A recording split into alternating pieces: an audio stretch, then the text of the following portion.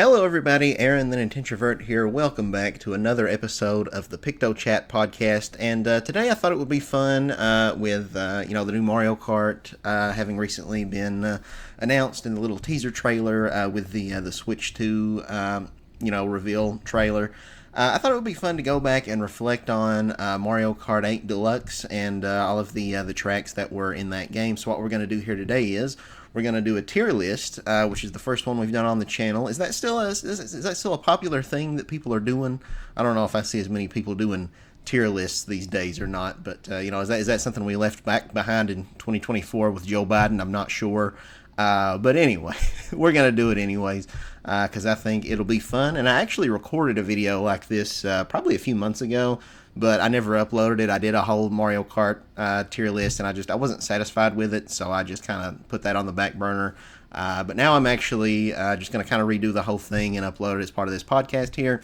So, we're going to go through all of the tracks that were in Mario Kart 8 Deluxe, including the Booster Course Pass. So you can see here, if we scroll down, we got all 96 tracks represented here. We're just going to start at the top, and these appear to be in no particular order. Starting things off, we have DK Jungle. Now, this is a track that first appeared in Mario Kart 7 on the 3DS, and it later appeared in Mario Kart 8 in the base game when it came out on Wii U. This is a solid one. This is a good one to start with. I'm going to put this in A tier. I don't think this one's quite S-worthy. But it's still a really, really good track. I think this is the quintessential Donkey Kong track that just kind of perfectly encompasses, the essence of DK. Because Donkey Kong, he's had quite a few tracks in Mario Kart, but a lot of them will be like winter or like snow themed, which I don't know really how that has that much to do with Donkey Kong, at least not until Tropical Freeze came out. This is a really good track. It was made in collaboration with Retro Studios. They actually worked on this track, and for those who don't know, Retro Studios is a Texas-based studio that works with Nintendo. They made the Metroid Prime games, but they also were the lead development team on Donkey Kong Country Returns. Back on the Wii, which just recently got a re-release on the Switch, and the theme park that Nintendo recently opened in Japan is, very heavily themed around this particular Donkey Kong game. So it's just the perfect track. It's got all kinds of callbacks to Donkey Kong Country Returns. You've got the Tiki Tak tribe flying around in the background, like they were in that game. You've got the big, totem pole things that scream. I don't know what those things are called, but they were in Donkey Kong Country Returns. It's just a really solid track.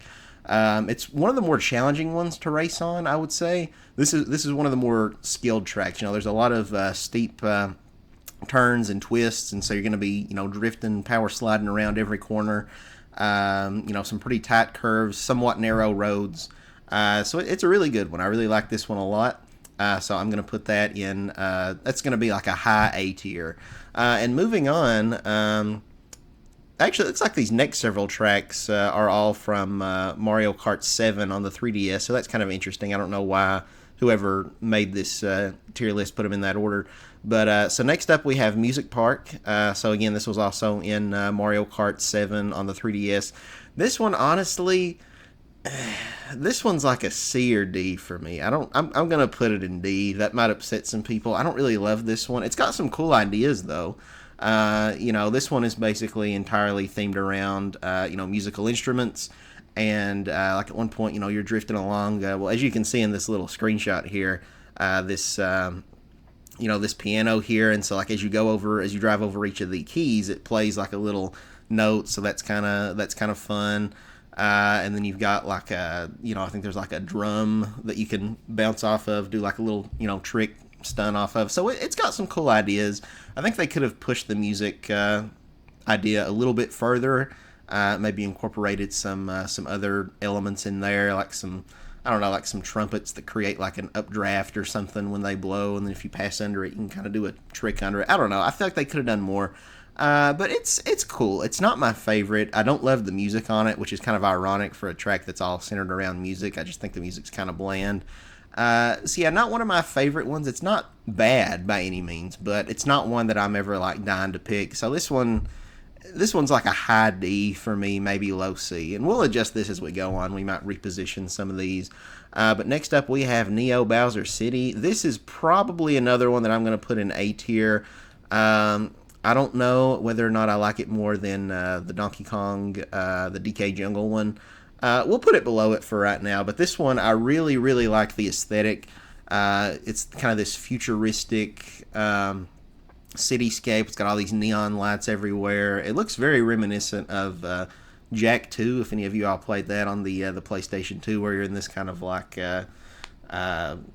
dystopian future, and so there's just like all this like advanced technology and like hover cars and crap. This reminds me a lot of that. So I really like the aesthetic of it. You've also got rain falling down and it like drips onto the road, so that looks really pleasant. Seeing like those neon lights kind of like reflect off the surface of the road, and then it also makes your tires more slippery. And this is a track like the Donkey Kong one that's got a lot of twists and turns. So this one, you might have to put your brakes on as you're drifting around some of these curves here, which isn't something that Mario Kart really asks of you a lot. So this is another kind of a somewhat more difficult track to navigate, but I really appreciate it for that. So yeah, this is a good one. Not everybody loves this track, but I really like it. So this one is another solid A for me.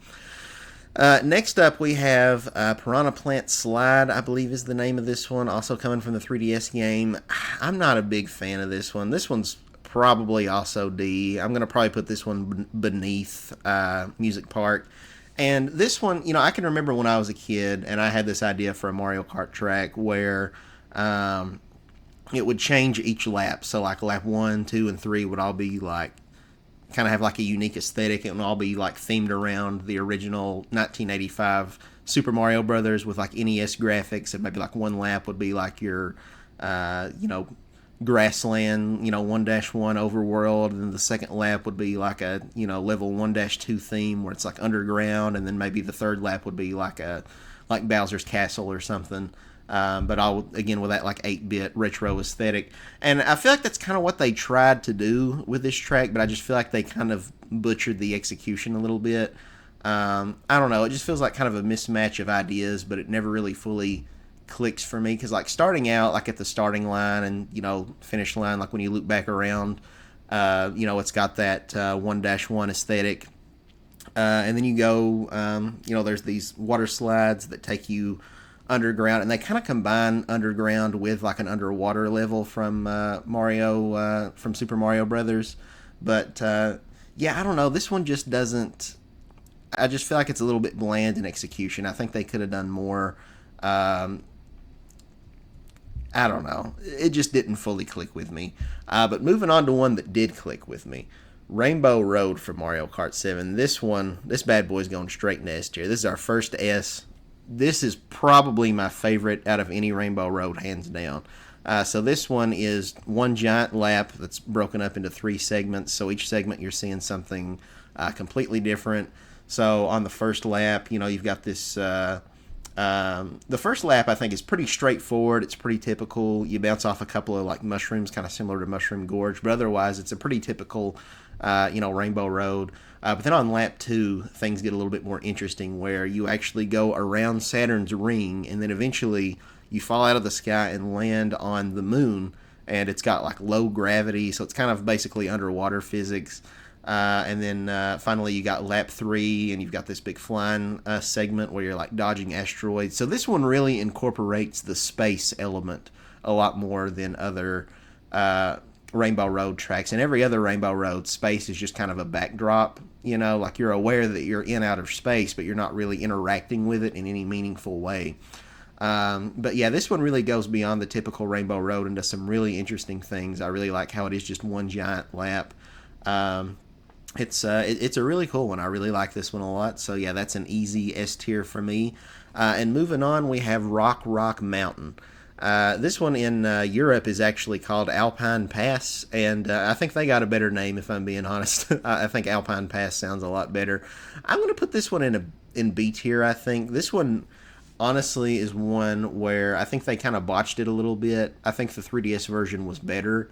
I think even though the 3DS, it was like a 240p resolution, system compared to the Switch, which is 1080p when docked. Came out probably like 10 years earlier. But the Mario Kart 7 version, I think graphically looks better, honestly. What's with this Best Buy? Get out of here. These ads are killing me. But anyway, yeah, I feel like the rock textures are pretty much non-existent in this version. So visually, it's a little bit more bland. It takes place kind of like high up into the sky, and you've got these tall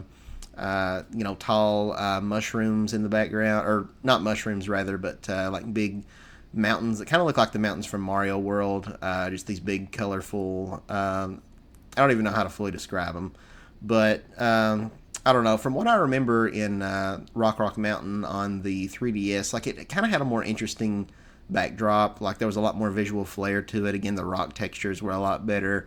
They even took out like a couple of the boosts. Like there was a boost pad, like as you're going downhill right before you make this big jump that leads into the paraglider section. They took that out.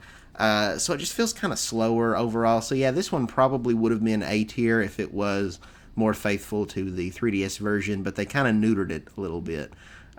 So yeah, not as big of a fan of this one personally. But moving on, we have Rosalina's Ice World. This one, we'll put it in upper B tier for now. That could be subject to change, though. I'm tempted to put that in A. This is one I didn't really like that much on 3DS. But then one day I asked myself, why don't I like it? And I was like, I don't have an answer for you, me. That's a good question. So then I started liking it. I don't know. But yeah, I really love snow themed racetracks. I love snow levels just in general in video games. If you know me, I am a whore for snow levels. Yeah, so this one, it has a really nice aesthetic. It's got some very strong Super Mario Galaxy thematics incorporated into it. You've got Rosalina's observatory, which is kind of like the main overworld in the game, like the hub area. And then you've got like floating planets in the background you can see, like the Gateway Galaxy, I think it's called, which is kind of like where you start the game at.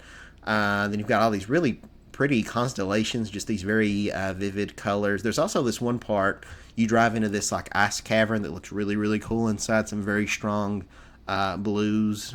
Blue's my favorite color, so if you've got like an area with a lot of bluish hues, that's really gonna appeal to me. I find that very visually striking. But yeah, there's this one segment where you can see it's like Captain Toad's like mushroom ship, and just the way that the light hits it looks so good and like so shockingly realistic for a Switch game. But yeah, this one is a really good track. Probably my only complaint with this track is I'm not the biggest fan of the music. The music is very slow. It's very almost kind of melancholic. Like I feel like it's a little bit of a lonely or a depressing melody, which I guess kind of does fall in line with Rosalina's character.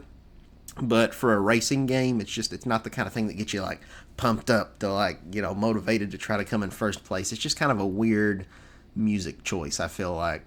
So that takes it down a little bit. Then there's also kind of the underwater section that kind of becomes mandatory starting on lap 2. If you have a mushroom, you can kind of skip it. The underwater segment, it's not that long, but it kind of slows things down a little bit. I'm not super crazy about that, but it's still a really solid track. It's a really, really good ice level. So yeah, for now we're going to go upper B on that one, but that could be subject to change. And next up we have Toad Circuit. This is the debut track from Mario Kart 7. It's the very first one you play. I'm probably going to put this one in D tier also.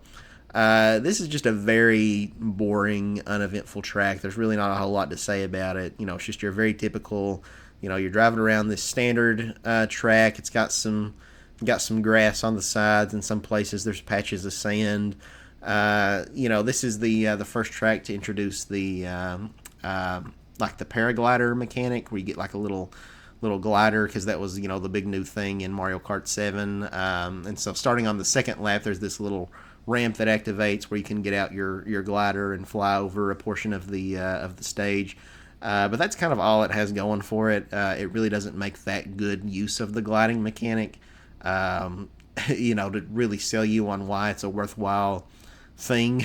It's just not interesting how it's implemented. There's this giant Toad inflatable in the background. And it would be kind of interesting if like the track was littered with a bunch of different inflatables, but it's kind of just the one giant Toad balloon, so that's a little boring. Um, and yeah, this was like the first track added to the Booster Course Pass, and a lot of people kind of complained about just like the visual downgrade, like like it felt kind of unfinished. Like it's like missing a lot of texture work and like details that were in like the base tracks in Mario Kart 8. So yeah, it doesn't look that great. It's kind of boring. It's not that good. But moving on, we have the Animal Crossing track, which was added in Mario Kart 8 as DLC back in the Wii U version of the game in like 2015, I want to say. And this one, probably B or C. I think I'm going to put this one in C. This one is very interesting, though. It's got this really, really neat mechanic that I appreciate where the seasons change, and it'll be random unless when you're picking it on the stage select screen, there is a button you can hold down.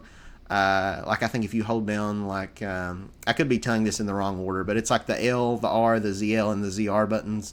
Maybe like if you hold ZR, you get like the winter track, and ZL gives you the fall track, or holding R gives you the summer track, and L gives you spring, something like that. That might not be the right order, so don't quote me on that. But yeah, I think that's really cool. You can kind of mix and match each time you play on it. You can essentially play this track 4 times and have 4 unique experiences because the music changes, and you've got different elements like stacks of leaves in the fall that's kind of similar to Maple Treeway, where you drive through the stack and an item or something will come out of it.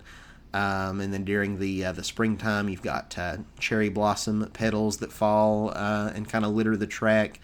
Then the winter time's really pretty. It's got like some Christmas lights strewn about. So that's kind of a neat one. The music's got a lot more of a festive kind of Christmas time sort of vibe to it. So yeah, I like racing on this one if it's during the winter time or the fall time. The spring and summer ones are a little bit not as interesting in my opinion. I'm also not the biggest Animal Crossing fan, to be honest. So like when I see the NPCs on the side, like Tom Nook or KK Slider or whoever, I'm not like, oh my god, it's him, because like I'm not the biggest Animal Crossing person. So removed from that ecosystem, it's cool aesthetically again during the fall and winter seasons especially. But it is kind of a short track. It's kind of simplistic in its layout. You kind of drive down to the beach at one point, so that's kind of cool, especially during the winter. Kind of seeing that just juxtaposition of like it's a beach track that's also like there's snow, so that's kind of weird. So that's cool. But yeah, overall, it's not one of my favorites, so it's going in the B tier. But moving on, we have. I'm going to get close. It's kind of hard to tell. I think this is Big Blue, which is the F-Zero track. This one I'm probably going to put either C or D. I'm going to put it in, I don't know. I'll put it in high D for now. That one might upset some people. Kind of like with Animal Crossing, I've never been the biggest F-Zero fan, so you're kind of taking away that nostalgia. Like I'm, of course, familiar with like the music from Smash Brothers, like the Big Blue music is pretty iconic. The whole da da da da da da da da da da da da da da. So it's cool to have that in there. They got this very jazzy saxophone remix of that. I think I would have preferred if it was kind of more rock music with like an electric guitar shredding in the background. I'm not the biggest fan of like jazz necessarily, especially when it's like. It's not so much jazz. I don't like the saxophone very much, and this track leans very heavily into like the saxophone. But it's interesting. It's another track where it's like a giant, like it's all one lap broken up into 3 segments, so you're never repeating the same thing twice. And it's very fast paced. A lot of very momentum based racetrack where. It's essentially a giant water slide, so like you get into the water current and you go significantly faster. So it's neat. It almost kind of reminds me of something out of like Sonic the Hedgehog a little bit, where you've got like the palm trees and the way everything's kind of turning upside down and stuff as you go through it. It feels like a Sonic track almost. I'm not the biggest Sonic guy. I don't know what the name of the stage is, but like whatever that level is from like Sonic Heroes, I think it's got like the dolphin or the whale. But anyway, yeah, so that one, I'm going to put that in D for now. We may change that later. Moving on, now we're getting into some stuff that's just like the base game Mario Kart 8 tracks. Again, this is kind of a weird order. I don't know why they're listed like this, but we have Bone Dry Dunes, I think is the name of it. It's either Bone Dry Dunes or Bone Dry Desert. That one's probably also C tier. I might put that one above Animal Crossing. This is a very forgettable Mario Kart track to me, and it's not bad by any means, but it's just like, I'm always like, when I'm thinking about tracks in the game, if somebody brings up Bone Dry Dunes, I'm like, oh yeah, that is a thing that exists, isn't it? Like, it's just, I don't know what it is, but this one just doesn't stick with me as much as some of the other ones. But when I race on it, like, I enjoy it. It's kind of interesting. This is kind of like the only Mario Kart track that's kind of like, this is essentially Dry Bones' track, kind of represents him, or like Dry Bowser. You've got this giant like Dry Bowser head like toward the end, so that's pretty cool. There's like this sand geyser that gushes out of the ground that you can kind of bounce off of, do like a little trick off of. There's this big ship driving through the desert with like toads on it that'll throw coins at you. It's got some interesting ideas. This one has sort of a somewhat of an Arabian theme to it, but I feel like it's kind of a lesser version of Shy Guy Bazaar from 3DS in my opinion, because Shy Guy Bazaar was similar, where it also goes for this Arabian desert sort of vibe. You've got like Shy Guys flying around on magic carpets. You've got the Arabian architecture with like the like kind of the Taj Mahal, shaped buildings with like kind of the more like the domed roofs or whatever. So that was a really, really cool one. It was set like at nighttime. You got this big full moon in the background. So I really, really like Shy Guy Bazaar. At one point, you're like driving through a bazaar. You've got these little markets set up. That was a really good one. I wish they'd brought that one back.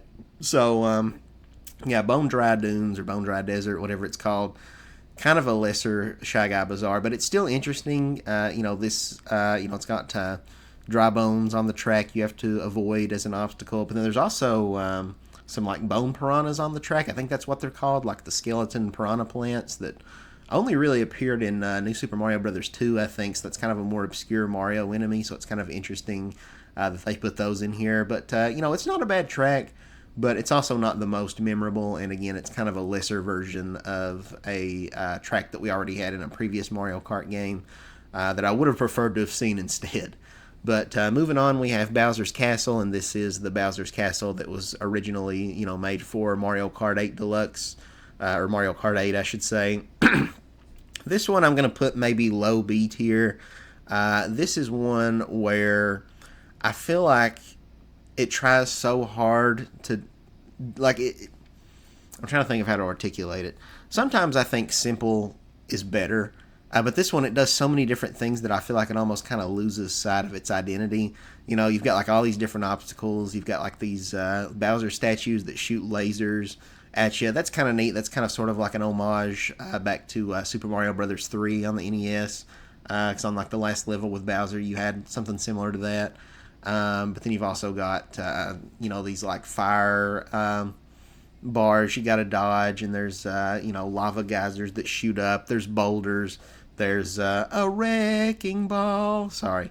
But yeah, it feels like they just throw a little bit too much at you to where it makes it not stand out as much in my mind. Instead of just like picking one core gimmick or mechanic and like riding with that, they just kind of went all out, which is respectable.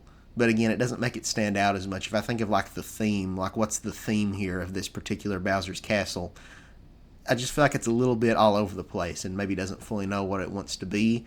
But I mean, it looks really cool. Get the outside shot of just this massive, castle looming over you.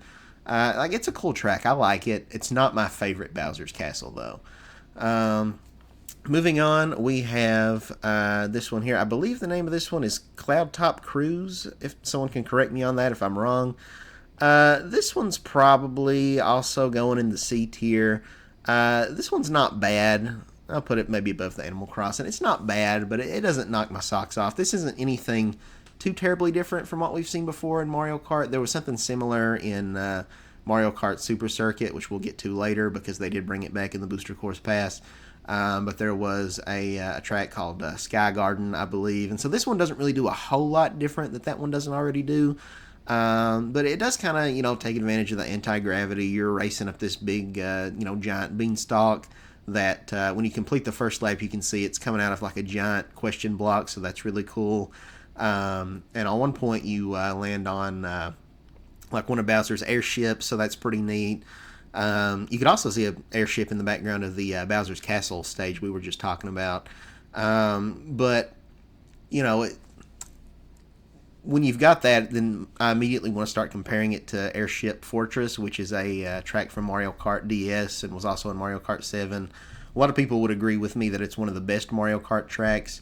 And so Cloud Top Cruise doesn't hold a candle to that one, to be completely honest. You're only on the airship for like a few seconds, so it's like a very small part of the track. It's just kind of just a set piece that you quickly pass by and then you're moving on. So that's a little bit of a bummer. I really wish that Mario Kart 8 actually had Airship Fortress in it, and so this track just kind of serves as a bit of a painful reminder that we don't have that. Maybe it's a little bit unfair to judge this track negatively because of that. But it's got some neat stuff. There's this one part right after the airship where you shoot out of this cannon. You end up in the sky, like in the middle of this like thunderstorm, and you've got to avoid lightning that's striking these boost pads that you're passing over. And while you're up there, the music shifts and becomes more like heavy metal, and you've got kind of like an electric guitar going, so that's pretty cool. And then at one point, the music actually shifts over to Gusty Garden Galaxy from Super Mario Galaxy, so you've got a Mario Galaxy callback in there, so that's really, really cool. So yeah, this one, it's good. It's not my favorite, though. It's kind of middle of the road, so that one's a C tier for me. Next up, we have Dolphin Shoals. This one, I'm probably going to put this one in D tier. This one is primarily an underwater track. The majority of this track takes place underwater, and it's got so you've got a lot of different sea creatures. You've got a giant eel like from Mario 64. You can get on its back and do tricks off of its back. You've got some Gelectros, which are the jellyfish enemies that were from Mario 3 that don't really show up in a lot of other Mario games, so it's kind of neat to see them there. You've got this one point you're kind of bobbing up and down out of the water, going through these rings to get a boost, kind of like a dolphin. There's this one underwater segment where you've got all these different pipes with like air gusts blowing out of them, so you're going to have to like pass over those to make your way across. And then it's got one brief segment where you go above the water for like the final curve before you go right back in. So yeah, I don't know. This one just kind of comes down to just personal, subjective preference. I'm not super crazy about. Sometimes there'll be one that stands out to me, that takes place mostly underwater, but a lot of them aren't necessarily among my favorites. And this one kind of falls into that camp where it's just kind of, I don't hate this one, but given the choice, it wouldn't be one of my first picks to race on. There's other water tracks that I enjoy quite a bit more. But it's not bad. The music's kind of interesting. It's another one where it's like when you're above the water, the music changes compared to how it sounds underwater. And underwater, it's kind of got this sort of like a more softer, kind of like a marimba thing going on. I think that's the instrument where it's like with the percussion where it's going like kind of like a xylophone or something. I don't know. But then you go above the water, and then all of a sudden it's kind of more saxophone heavy, again, kind of more smooth jazz. And again, I'm not the biggest fan of that. When you're above water, it almost kind of makes me think of like the opening of like Full House or something, that like, whatever happened to predictability, and like I can see the Golden Gate Bridge in my head. So I don't know.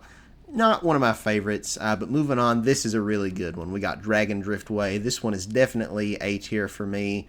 Probably, maybe put it here. I don't know, maybe here. It's a really, really good one. Not quite as good as DK Jungle, but Dragon Driftway, it's A tier for sure. This one, you go inside of this dragon's mouth, and the dragon is Gobblegut from Super Mario Galaxy 2. He was one of the mini bosses in that game, so it's kind of neat to have a callback to him. This track, it's got very strong, Asian, like Chinese inspiration. It kind of reminds you a lot of like Kung Fu Panda. So really interesting architecture. You know, I've got these little these red Oriental style lamp posts all over the place, or these lanterns, I guess, that are hanging. And Yeah, this one's just got a really cool vibe. You know, it's got this windy serpent, and when you're racing on it, it really takes advantage of the anti-gravity. So you know, you can see racers who are behind you. Like if you look up and they're racing, you know, over top of you because they're on the underside of the dragon's belly or whatever. But yeah, this is a really cool one. I like the music. It's a really neat one. It's probably one of my favorites from the original DLC that they added to the Wii U version of the game. It's good. I like it. So moving on, we have Cheap Cheap Beach, I think is the name of this one. This one's probably a low C for me. Well, I don't know. We'll put it mid C.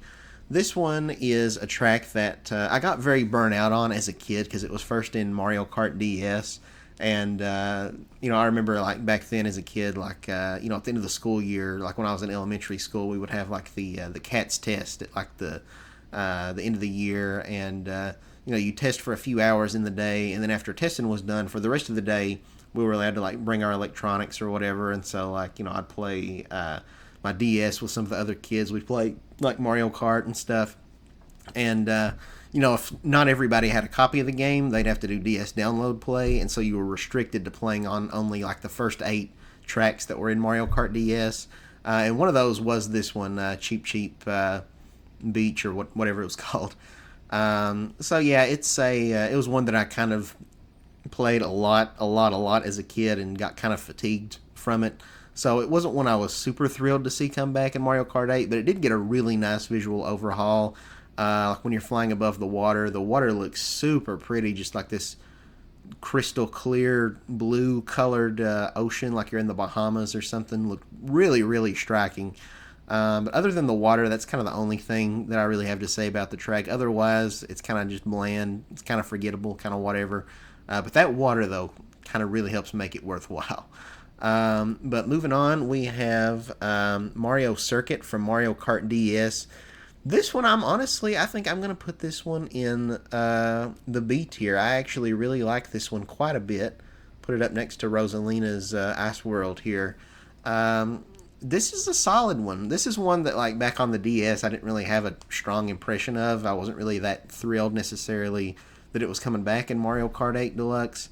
But they do some pretty interesting things with it. They added this whole, forested section where you've got, these beams of light that's kind of, penetrating through the the canopy, and you've got these big wigglers that come by. You have to kind of dodge.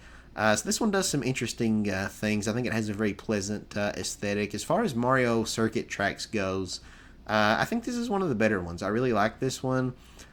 Peach's Castle. I think it's interesting how Peach's Castle looks different on different racetracks, and on this one it kind of goes for more of a new Super Mario Brothers kind of aesthetic. But I don't know. I think it looks good. It's kind of simple. It's a little bit vanilla, I guess. But I don't know. I think it's a fun one to race on. I don't know if I can fully articulate why I like this one as much as I do. But I enjoyed it a lot more than I was anticipating. You've got one part where you've got these piranha plants that spit fireballs at you. It's good. I like it. So moving on, we have Peach Gardens. We've got 2 Princess Peach based tracks back to back. Technically that last one was a Mario track, but you know, it's Peach's Castle. This one's either high C or low B. We'll put it in low B. Peach Gardens is one, kind of like the last one. It was on the DS and it never really left a strong impression on me. But in the remake, though, I have to commend it. It's a really good one. You know, you've got these giant topiaries of Mario and Luigi and Peach. And, you know, they added this flying segment, so you can actually, fly through those topiaries and, leaves go flying, so that's kind of fun. And on the third lap, you start going backwards, so that's kind of a very interesting spin on the level where you're kind of, you're going in the reverse way back through the garden. So, yeah, it's neat. They did some stuff here that really make this one a lot more interesting. So I would say that this is the definitive version of this track. They took a track that... it was in the DS game, it was in the Wii, and both of those I thought it was kind of bland, kind of forgettable. But they turned it around and made it something special. Not quite A-tier material, but still pretty good. And moving on to one that I would say is tier material, and that is Shroom Ridge. And this is actually another one. We're 3 for 3 of Mario Kart DS tracks that did not leave a strong impression on me back on the DS, but I really like what they did here with it. And this is one that admittedly does kind of suffer from, it's these more mountainous tracks that have like these, rocky mountains in the background that look kind of not that good on Switch, where it's like it's very evident they just kind of like ported it over from the mobile game Mario Kart Tour and maybe made some adjustments and improvements here and there. But on the whole, this one does kind of still feel like that mobile game kind of thing where the rock textures are just kind of very smoothed out. There's like no textures hardly, and so it feels a little bit incomplete. But I don't know. This is a really, really fun one to race on. As somebody who grew up, in Appalachia, I'm used to driving on roads like this that's very mountainous and where, we don't know where our taxpayer dollars are going, but the state sure isn't putting up guardrails when you're in these driving up these mountains and you've got these steep drop-offs, and if you go, you could very easily go right over if there's like some sleet or something in the road or a mudslide and just plummet to your death, but probably never going to actually put up any guardrails. So this one, it makes me feel oddly kind of nostalgic. I feel represented. I feel seen with this track, which is a weird thing that I didn't think I'd be saying about Mario Kart. But yeah, it feels like I'm just driving like on one of several road trips I've been on here in Appalachia, where you're just driving through these big steep mountains. You're passing through a tunnel. Yeah, headlights go on. It's cool. This one's a vibe. I really like this one. It's a little bit bare bones. They could have done some more in the visual department, kind of overhauling it from the mobile game. But it's really fun to race on, so I really like this one. Also for Mario Kart DS, we have Tick-Tock Clock, and this is another one I'm going to put in A tier. I'll probably put it above Dragon Driftway, but not above the other two here. Tick-Tock Clock is a really solid one. It's a track that was based on one of the worlds in Super Mario 64. And in Mario 64, that level, and then also the Mario Kart DS track based on it, don't really feel like you're inside of a clock. It's just kind of this weird like white void, and like, I don't know, it doesn't feel clocky enough. You're platforming on, you got a couple of like clock hands and stuff, but here they really overhauled it and really make it like you're just like tinkering around in some kind of a factory or something. There's like all these gears everywhere. There's all of these pendulums and stuff that you're driving through or driving around trying to avoid rather. There's this they added this gliding segment. This is a really, really good one. I think this is a very nice improvement. But yeah, Clockwork Track is a really, really cool idea. I enjoyed it back on the DS, but it never felt like it was living up to its full potential. But here I think they more fully realized it. It's as if you shrunk down and now Mario's inside of like somebody's watch or something. So that's a cool track. I like this one. Similar to the idea of being shrunk down and inside of something, next up we have Waluigi Pinball. This one is probably going to be an upper B tier for me. I like this one, maybe not as much as some people. I would go so far as to say this one's a little bit overrated, but that's not to say I think it's bad at all. I do really enjoy Waluigi Pinball. It's just not one of my like absolute favorite Mario Kart tracks of all time. As far as Waluigi themed tracks, it probably is his best one.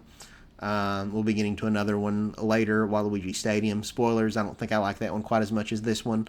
But yeah, it's good. I like the idea, like you're shrunk down to the size of a pinball. There'd be like these big pinballs on the track you have to dodge, like a boulder or something, like Indiana Jones or something.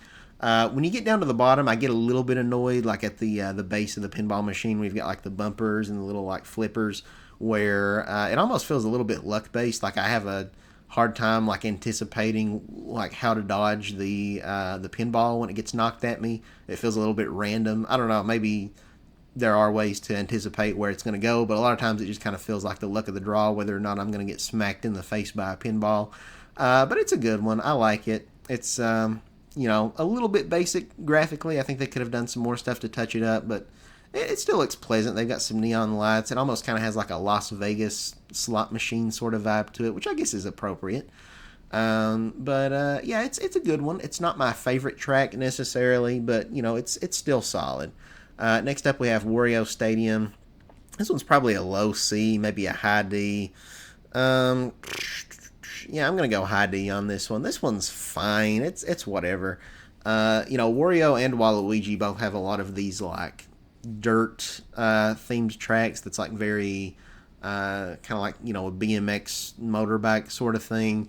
And as far as those go, this one's kind of maybe on the weaker end of things. They've got kind of this anti-gravity segment that feels a little bit shoehorned in, to be honest. Then there's kind of this underwater segment. Again, feels a little bit shoehorned in. So it's okay, but it doesn't really do anything to knock my socks off. It's just kind of whatever. But then moving on, we have Electrodrome, I think is the name of this one. I always thought it was Electrodome. It's one of those, what's that? What do they call it? The Mandela effect, where it's like I always thought it was Electrodome, but then I saw like, wait, no, it's actually Electrodrome. I don't know what a drome is, but apparently it's not dome, it's drome. So go figure. But yeah, this one's probably a D tier for me, to be honest. This one is kind of, in my personal opinion, a lesser version of Music Park, which is already one that I wasn't crazy about. Well, to its credit, I'll bump it above Toad Circuit here, and I guess I'll bump it above this one, the Piranha Plant Slide. But yeah, this one, the whole theme is just kind of just rave music.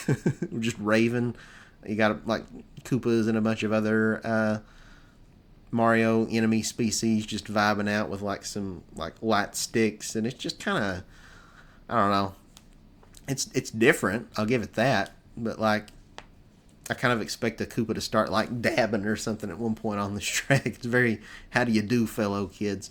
But like, I don't know, it's not bad. It's got this giant like disco ball in the center. There's one part that's kind of interesting where it's like you can go left or right. There's like a pink path and a green path, and they kind of run parallel to each other, but like one's on top and one's on the bottom. So like you can see racers on the other side, kind of like the Dragon Driftway track.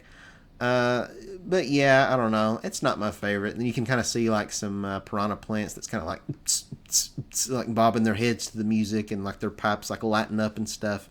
But I don't know. It just doesn't grab me that much. And I feel like when I race online in Mario Kart 8, I feel like this track always comes up into the rotation. So that might be some of why I don't love it. I just got burnt out on playing it all the time. But yeah, I'm not the biggest fan of that one. So moving on, we have Excite Bike Arena. This might actually be our first F. I don't really like this one that much. It's just a big oval. And this one, Baby Park already kind of does that. So it kind of just feels like Baby Park again. This is another one where it's kind of a, BMX dirt bike kind of thing. You're performing a bunch of stunts. One thing that is kind of neat, I think every time you play this track, it picks from like one of like a handful of preset layouts.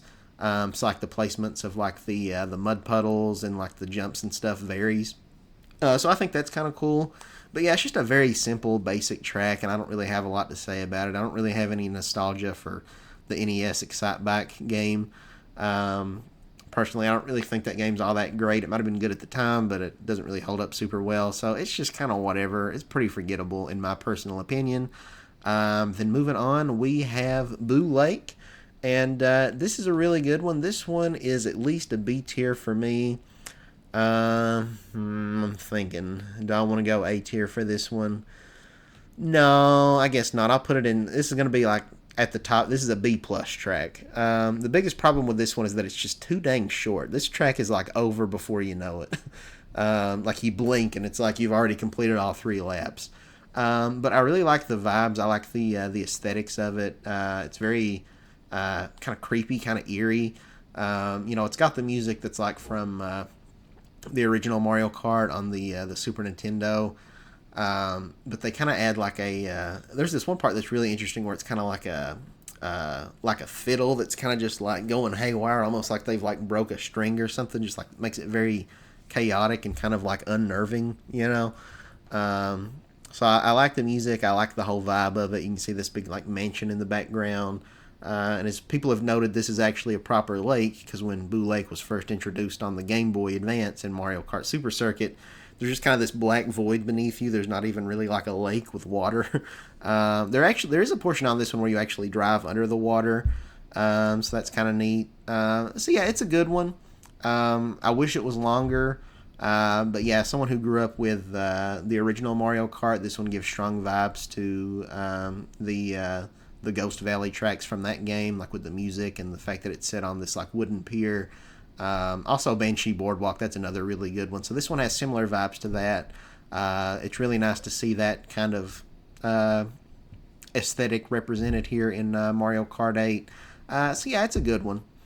But next up, we have Cheeseland. That's going to be our second big fat F. I am not a big fan of Cheeseland. I'll maybe put it above Excite Bike Arena. But yeah, Cheeseland is, I just think it's kind of a lame idea for a track. It first debuted in Mario Kart Super Circuit. So yeah, these next several tracks are all coming from Mario Kart Super Circuit. And, on there it was at least kind of more interesting because you had like some mice on the track that would get in your way as an obstacle. So that made it kind of interesting. It's like, on paper it's like, well, that's kind of stupid. Why is there a track that's just made out of cheese? But it's like, oh, this is like the domain that these mice live in, kind of like the mice from like Super Mario Brothers 2 or something like Mauser. Yeah, they removed that in this version, so that kind of strips it away of like a layer of its identity, I feel like. So yeah, it's not as good in this version. It's got some kind of interesting stuff going on in the background. There's like some big like pizza, like cheese pizza dunes, I guess. I don't know. But as far as food themed tracks goes, like there's another one we'll be getting into later that was in base Mario Kart 8. That was I'm blanking on the name of it right now, but it's like candy themed. There's like candy and like desserts everywhere. But it's different foods. This one with it just being cheese. I feel like if this was more like you're in a kitchen and so like there's all this food everywhere, that could have been a really cool idea. But just cheese is just kind of like whatever. It is a very windy track, a lot of twists and turns, so it's a little bit more of a challenging one to race on, but it's kind of whatever. I just don't really care that much for it. I think it's kind of a lame idea. It's not really one that I was hoping that they would bring back, but they did, so it's kind of But moving on, next we have Mario Circuit from Mario Kart Super Circuit. Unlike the other Mario Circuit that was from the DS game, this one I do not have as favorable of an opinion of. This one we'll put in D tier, I guess. Like just maybe, yeah, I don't know. I think I'm gonna put it beneath Toad Circuit. I don't like this one as much. This is just a very bare bones, straightforward Mario Kart track, and they kind of shoehorned the anti-gravity mechanic where they took this really long U-turn part of the track and they just kind of like got like a car jack and just like jacked it up. So you're kind of going up and then you're coming back down, and it's whatever. There's also a gliding segment at one point. You have like a mushroom, you can kind of like boost over to it and glide. But yeah, this one just doesn't leave a very strong impression. There's like an oil slick at one point. Just very basic, very bare bones. Not a whole lot to say about it. Moving on, we have Ribbon Road, and this is one, I'll probably put this one in B tier. This is like mid B, not B plus, not B minus. This is just kind of mid B is where I'm feeling this one. And yeah, this is a really solid track. It kind of is reminiscent of like Toy Story, like Andy's bedroom or something, like where you're just shrunken down, and it's like you're just in this kid's bedroom and there's just like toys everywhere. Most of the toys are references to other Mario games. So you've got like a like little mini Mario or mini Toad, I think, like that's from the Mario versus Donkey Kong games, where you got like the little wind up like mini toys. Then you've got like a yarn Yoshi, reminiscent of Yoshi's Woolly World in there. So you've got like just all these fun little Easter eggs all over the room. The kid's got like a Lakitu poster hanging up on his wall, and he's got like a I guess like some kind of like an electric powered like Mario, like Baby Mario Kart or something that you can ride in. So it's neat. There's like some Jack in the Boxes that you're flying through. And then with it being ribbon road, it's very wavy, so you can like do a bunch of trick boosts off of that. So yeah, this is a cool one. It's not my favorite one, but I really love the idea of like when you're like inside of like a room in a house. Again, if they had done that with Cheeseland and made it like not just cheese, but like a whole bunch of foods, and you're in a kitchen or something, then I think that could have been really cool. But alas, it is what it is. But this is another one where I feel like when I'm kind of like the Electrodrome, when I'm racing online, this one appears in the shuffle a lot. So I get kind of sick of seeing it. But it's still a really, really solid track, though. I really like that one. And next up, we have, again, from Mario Kart Super Circuit. This one is, I'm blanking on the name of it. Oh, hold on. It'll come to me. It's like, is it Riverside Park? Is that what this one's called? But this one, it's kind of more like it's a jungle theme, but it's also kind of like a swampy marshland sort of thing, which is pretty different from Mario Kart. I don't think, there's a decent number of jungle tracks, but as far as like swamp-based tracks, there's not really any other ones besides this one, as far as I can think of. I think that could be a cool track for the new Mario Kart if they have one that's kind of like set in the bayou or something. But yeah, this is a solid one. I'm going to put this one in B tier. I really like the visual overhaul. A lot of these Mario Kart Super Circuit tracks, particularly the ones that we're getting into here that were added from the Booster Course Pass DLC, are kind of too short. They're very short and sweet. Like aesthetically, they look really pleasant. They look real nice. They're very, very fun. But like they could stand to be a little longer. So this one, I wish it was longer. But it is fun. I do enjoy racing around on this one quite a bit. I'll probably put that one middle of the road for B tier as well. You've also got these piranha plants. I don't know what you call them, that are like outside of their plant. They like walk around with like little feet. Their torsos almost kind of look like a Among Us character or something. So that's kind of a weird, funny little hazard that you're having to dodge. And at one point you're driving through this waterfall like right before you get to the finish line. So yeah, it's a good one. I like it. Wish it was longer, but it's pretty enjoyable. Next up, kind of similar. We've got a very short one here, also from Mario Super Circuit, and that is Sky Gardens.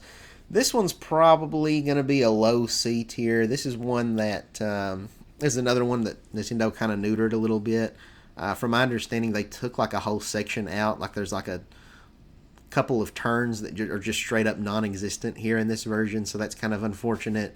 You've got this orange brick road that you drive on. I don't know why they changed the color of it, because it was more of like a teal or like a aquamarine color originally, but they've made it orange here, so that's kind of a weird change. But yeah, this is similar to Cloud Top Cruise, where again they're both set like up in the sky. Honestly, I think I'll move this one above Cloud Top Cruise, because actually, I might actually move this up above all these, and for now it's going to be at the top of C tier. Because I don't know, I still find this one just aesthetically more pleasant. The colors pop. A lot of the base Mario Kart 8 tracks, the colors are kind of washed out. Even though it's got better like textures and more realistic looking details, just very kind of washed out. So I really appreciate just how vibrant the colors are, with like these big giant like beanstalks in the background really pop with these really vibrant shades of green. So aesthetically it looks pretty nice, but it is a very simple kind of basic track. So C tier it is. But next up we are moving on to Snowland. Again, from Mario Kart Super Circuit. And this one I'm going to put probably upper B tier. I don't know if this one quite makes it to A. I do really like this one, though, quite a bit. I'm debating. We'll leave it for now. We might end up bumping that one to A. I don't know. But that's a really, really good one. Probably one of my favorite winter tracks in Mario Kart 8, if not my favorite. I really like the vibes to it. The music's very upbeat, Christmassy. It just makes you feel giddy for the winter season. So that's fun. The reflections of like like on the surface of like the ice road that you're racing on looks really, really nice. You've got these big like massive purple crystals in the background, so that's pretty cool. You've got all these like penguins that are sliding around on their bellies that you're having to dodge. You've got these pine trees covered in snow that look like they were ripped straight out of Super Mario 3D World. Um, it's just a very pleasant track. I really like this one. It's a little on the basic side of things, I guess, but it doesn't feel quite as short as some of these other Super Circuit tracks. It's just a really fun, pleasant winter track that puts a smile on my face, so I like it. And next up from Mario Kart Super Circuit, I believe this is the last Super Circuit track, we have Sunset Wilds. And this one I'll probably also put in B tier, but not quite as high. We'll probably put it... actually, I think I'm going to move the Ribbon Road down a little bit, because I think I do like some of these other ones better than that. Yeah, I think that's how we'll do it. But yeah, Sunset Wilds, I think it's a fun one. It's a pleasant one. It's got kind of a like Mexican standoff sort of music to it. It's a desert track, but unlike a lot of Mario Kart deserts that are set more in like have kind of like a more Egyptian vibe to it, this one's kind of more like Western America, like cowboy sort of thing going on. They did change, like you've got these tents set up where there's like some prospector shy guys with little like axes, like little pickaxes, littered across the track, and that's kind of neat, I guess. But they changed it from originally it was teepees, and the shy guys they had like face paint on and like feathers in their hats, like a Native American or something. But I guess nowadays that's seen as cultural appropriation. I don't know. Let me know if you're Native American how you feel about it. If anything, I feel like that's kind of that's kind of one of those gripes that I think I and a lot of other people have with like quote unquote wokeness, because it's like, if anything, I feel like that's taken away like your cultural representation. It's like, well, we did have this like Native American reference, but now you just don't have that. So now it's like, does that really make you feel more seen that we got rid of? Like, I don't know. So I think that's kind of unfortunate that it's not in there anymore.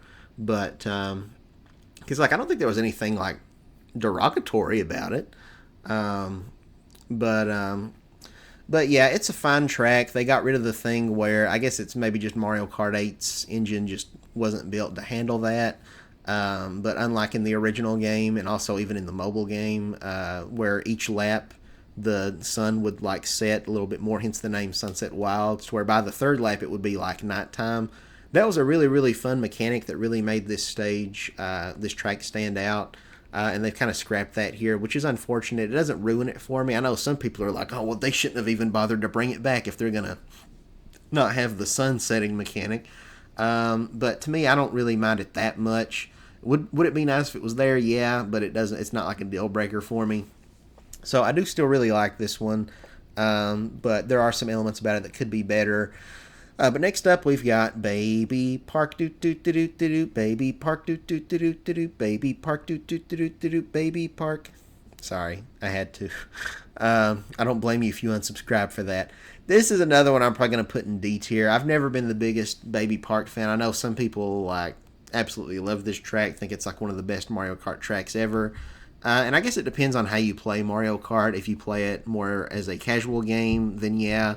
But if you're more of a competitive Mario Kart player who doesn't like all the like RNG and like getting sniped constantly with items, yeah, this is a track that like you win or lose it based almost solely on luck. So you're racing around this oval for like 7 laps. I do like how the music ramps up. The background looks really cool. How you've got like all these different amusement park rides and stuff. Kind of looks like something out of like Mario Sunshine. So that's really, really cool. But in terms of the actual racetrack itself, especially now that there's 12 racers instead of 8, it's just like so chaotic. And especially in 8 Deluxe, where each racer can hold 2 items. So that's like 24 total items that people can have at any given time. It's just chaos. You're constantly getting hit. And I just find this one more frustrating than fun. So yeah, that's a D for me. I still like it better than the Excite Bike Arena, but not by a whole lot. But next up, we have Daisy Cruiser. This is one that I was really happy to see come back. This one's probably maybe going to go maybe kind of mid to low B. I'll probably put it I'll probably put it right there, I guess, for now, next to Ribbon Road, like just beneath it. But this is a solid one. I really like the idea of being on like just this big cruise ship and just racing around it. It's very cool vibes. Just a couple of years ago, I actually went on a cruise for the very first time in my life, and this kind of feels pretty faithful. It kind of feels like the cruise that I went on. So that's kind of fun. I like how like where the boat shifts because of like the waves. There's this one part where you drive into like this little dining area, and so like the dining tables will kind of weave around, and so you're having to kind of like avoid them so as to not crash into them. So that's fun. There's this little segment where you drive through like a little I don't know if you'd call it really a kiddie pool, but a little pool, and it's got like a Goomba that's kind of floating on top and a little floaty, kind of like how he does in Mario 3D World and also in Captain Toad Treasure Tracker. So that's kind of fun. And there's also, there's this one part where you can like go two routes. You can like drop down into this little storage area. But in Mario Kart 7 and also in in Mario Kart 8 here, they made it where it's like flooded with water, which is not how it was back on the GameCube. Because this track, I should have specified this one, and then the last one we did are from Mario Kart Double Dash, and that's what this next handful of tracks come from as well. I don't know. I feel like it doesn't really make a whole lot of sense that the like luggage area or whatever of the ship is just like flooded. Because like if that's the case, like wouldn't the ship be like sinking? So I don't know. I feel like that's one where they kind of shoehorned the water, like the underwater mechanic, where they didn't really need to. It kind of ruins the theme of the level a little bit, in my opinion. But still a pretty solid one. It's a little on the short side, but it's a fun track. I think they could maybe have fleshed it out and done a little bit more, but still Daisy Cruiser is a classic. I enjoy it. Next up we have DK Mountain. And this is a pretty iconic one. I'm going to have to scroll here to put it where I actually want it. This one's probably going to be somewhat lowish B for me. I might put it above Daisy Cruiser. I put it above Ribbon Road too. This one's pretty good. I was a little disappointed that they brought this one back and not Dino Dino Jungle. I prefer that one from Double Dash. They both have like the same music, but Dino Dino Jungle is just a lot more unique to me because it's like in a prehistoric setting, which like I don't think there's any other Mario Kart tracks like that where you've got like dinosaurs everywhere. So that's really cool. I would have preferred to see that one come back. But this one's still good. You race up like this big volcano that's got an angry face on it, and then you're racing, back down it. You can do a bunch of tricks, do a bunch of little boosties as you're going down the very rocky terrain of the mountain. Then you cross a bridge toward the end right before starting your next lap. You shoot out of this big giant cannon, which back in the GameCube, that was pretty unique. I think this was the first Mario Kart track to do something like that. But in Mario Kart 8 alone, there's so many tracks where you shoot out of a cannon, so it's really kind of not that special anymore. It's kind of lost its luster. But it's a good track. I do like it. It's not my favorite from Double Dash necessarily. Again, I would have preferred if they'd brought back Dino Dino Jungle. That one probably would have been A tier if it were on this list, but it is what it is. Next up, we have Dry Dry Desert, and this one, if I can grab it here, there we go. Once again, I'm going to have to scroll to put it where I want it. Oh, God, I've lost sight of it. Where'd it go? Oh, there it is. Okay, this one, honestly, this one is like either up or A. This might be an S tier one. I really like this one a lot. For right now, we'll put it up or A. I don't know. We might change that. This one, I enjoyed it back on the GameCube, but I feel like it really shines in Mario Kart 8. This is probably just about the most realistic looking track in the whole game. Like, it looks very real, and like at the time on Wii U back in 2014, like it really felt like I don't see how this could look a whole lot better on like the Xbox One or PS4 or whatever. Really good looking track. They added some really neat stuff to it, like this oasis that you drive through. On some of the tracks I've talked about how I feel like they kind of like force the underwater mechanic in there when it doesn't need to be. But I think adding an oasis really kind of helps flesh this track out and just make it more visually interesting. So this is a desert track that is one that's kind of more Egyptian inspired. You've got this big, sphinx, but it's like a Koopa head instead. And you've got all these like massive pyramids in the background. This one's just great. I really love it. It's got this big quicksand pit that's kind of like spiraling, and you got to try to stay out of the middle of it. They do take out some stuff, like in the GameCube version, there was like this twister that would blow you up into the air, which honestly it was kind of obnoxious. I think replacing it with the Oasis was probably a pretty good move. Then you've got some like some pokies you have to like avoid that'll kind of like fall over, and you can kind of like go in between them to get an item. But yeah, this is a really great track. I like the music to it a lot. Again, I'm very tempted to put this in S tier. We'll put it there for now. I just think about it, and it's like I feel like I like it about as much as I like some of these other ones. So it's like, well, if I put it there, then I feel like I'll have to put some of these other ones in S tier too. But I don't know. We'll put a pin in it. But for right now, Dry Desert is going in S tier. Next up, we have Sherbert Land. And it's kind of a weird one because there's actually a track in Mario Kart 64 called Sherbert Land, but this is not that track. This is the GameCube Sherbert Land, which is its own separate Sherbert Land. I don't know. But this one's maybe a C. It's like a high C or low B. I'll put it low B. I actually do like this one quite a bit. Maybe mid B. The more I think about it. Yeah, I'll put it right beneath the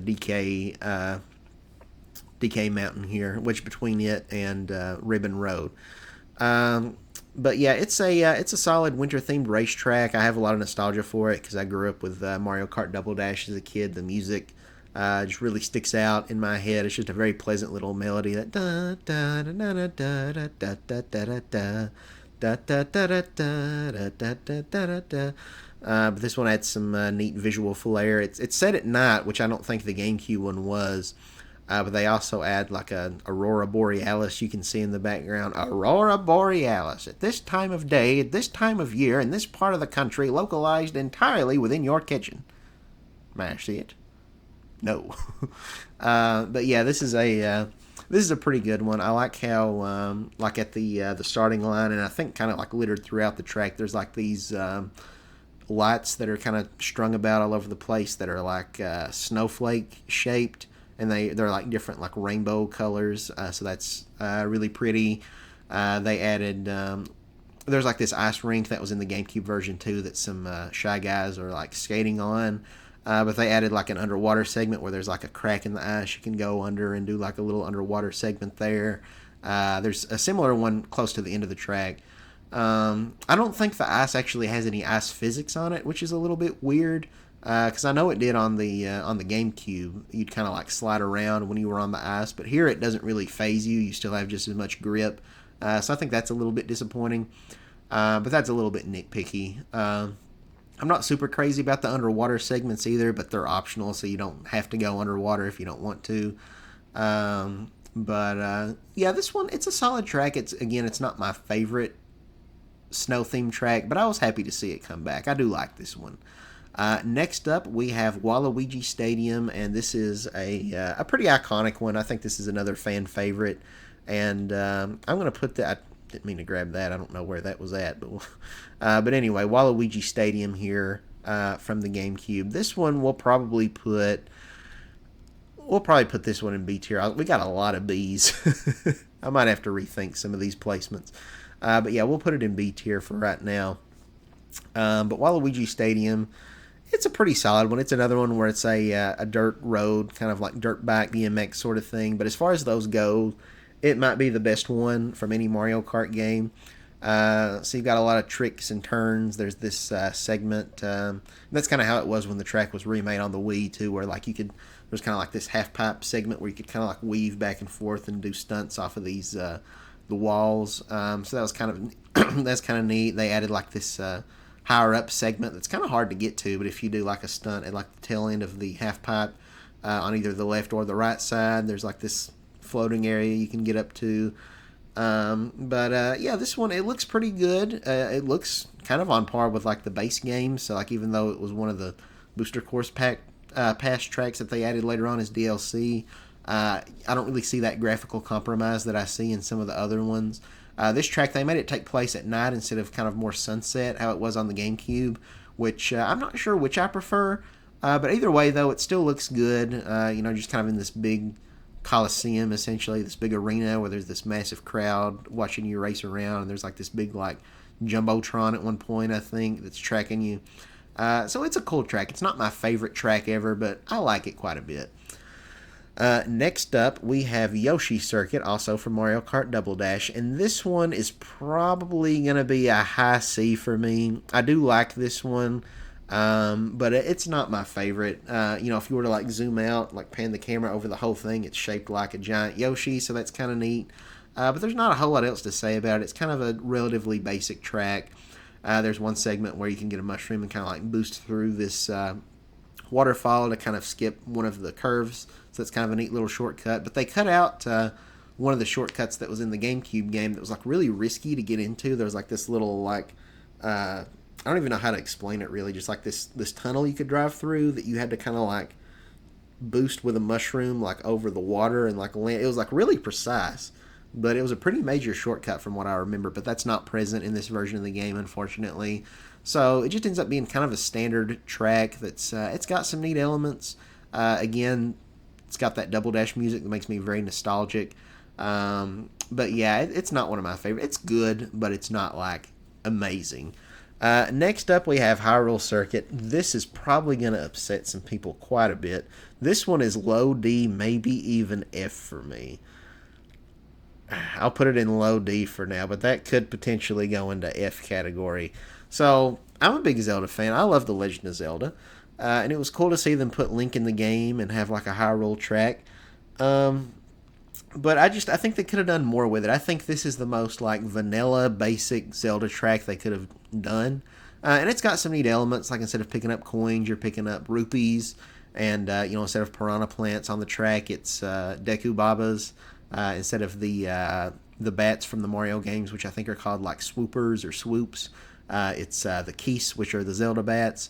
So, it's got some neat elements in there, but and like at one point you drive through Hyrule Castle. It's kind of almost got like a little puzzle that you solve where like you hit the 3 bumpers and then it does the little doodle-doodle-doodle-doodle, and then you can take a shortcut where you drive up to where the Master Sword's at.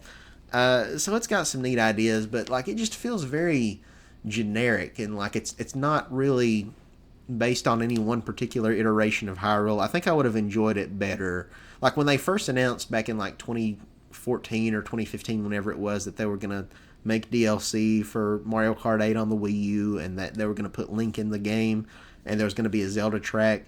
My mind went racing with all the possibilities, and like, it was the newest 3D Zelda at the time. I thought like, well, maybe they're going to do a Skyloft racetrack, and I think that could have been really cool. Like you're racing around like the bazaar and everything, like in Skyloft. But if they didn't want to do that, they could have went with more of an Ocarina of Time sort of thing, where it's like you're racing. You start off in like Kokiri Forest, and then you go up to like Death Mountain, and there's like Gorons you're having to dodge that are like rolling down as like boulders. And you go inside the volcano into like King Dodongo's cavern, and then you go to Zora's Domain, and like Gerudo Desert. I think that could have been awesome. But as it is, I just think it's kind of generic. You've got these like Hyrule, like these Hylian guards posted outside, like at the starting line, and they don't really even look like the Zelda guards from any of the games. So yeah, it just feels kind of generic. It feels like the Zelda equivalent of like a new Super Mario Brothers sort of thing. Just very basic, very bare minimum. And that's kind of how I feel about Link's character model in the game too. It's like if I'm racing as Link, I'm going to go with the Breath of the Wild costume that they added to the Switch version of the game, because it's actually based on a specific incarnation of Link versus the generic one that's just kind of like, well, it sort of a little bit looks like Skyward Sword, but it's also not.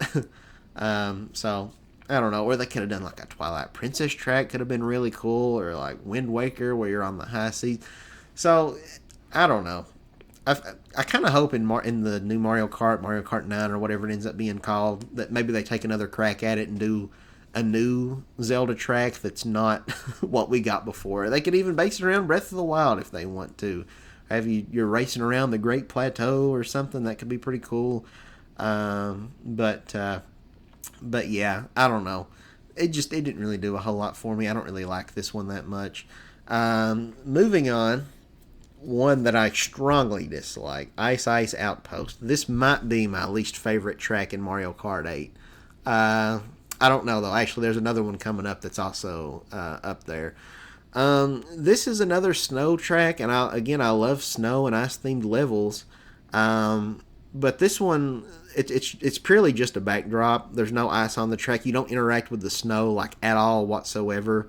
The whole time you're on these two metal tracks that run parallel to each other, and both these tracks are very narrow and typically have like barriers up. So it feels very claustrophobic to race on. You can't really move around a lot, and it just makes it not all that fun. So yeah, I just don't really care much for this one. I don't know if it's kind of.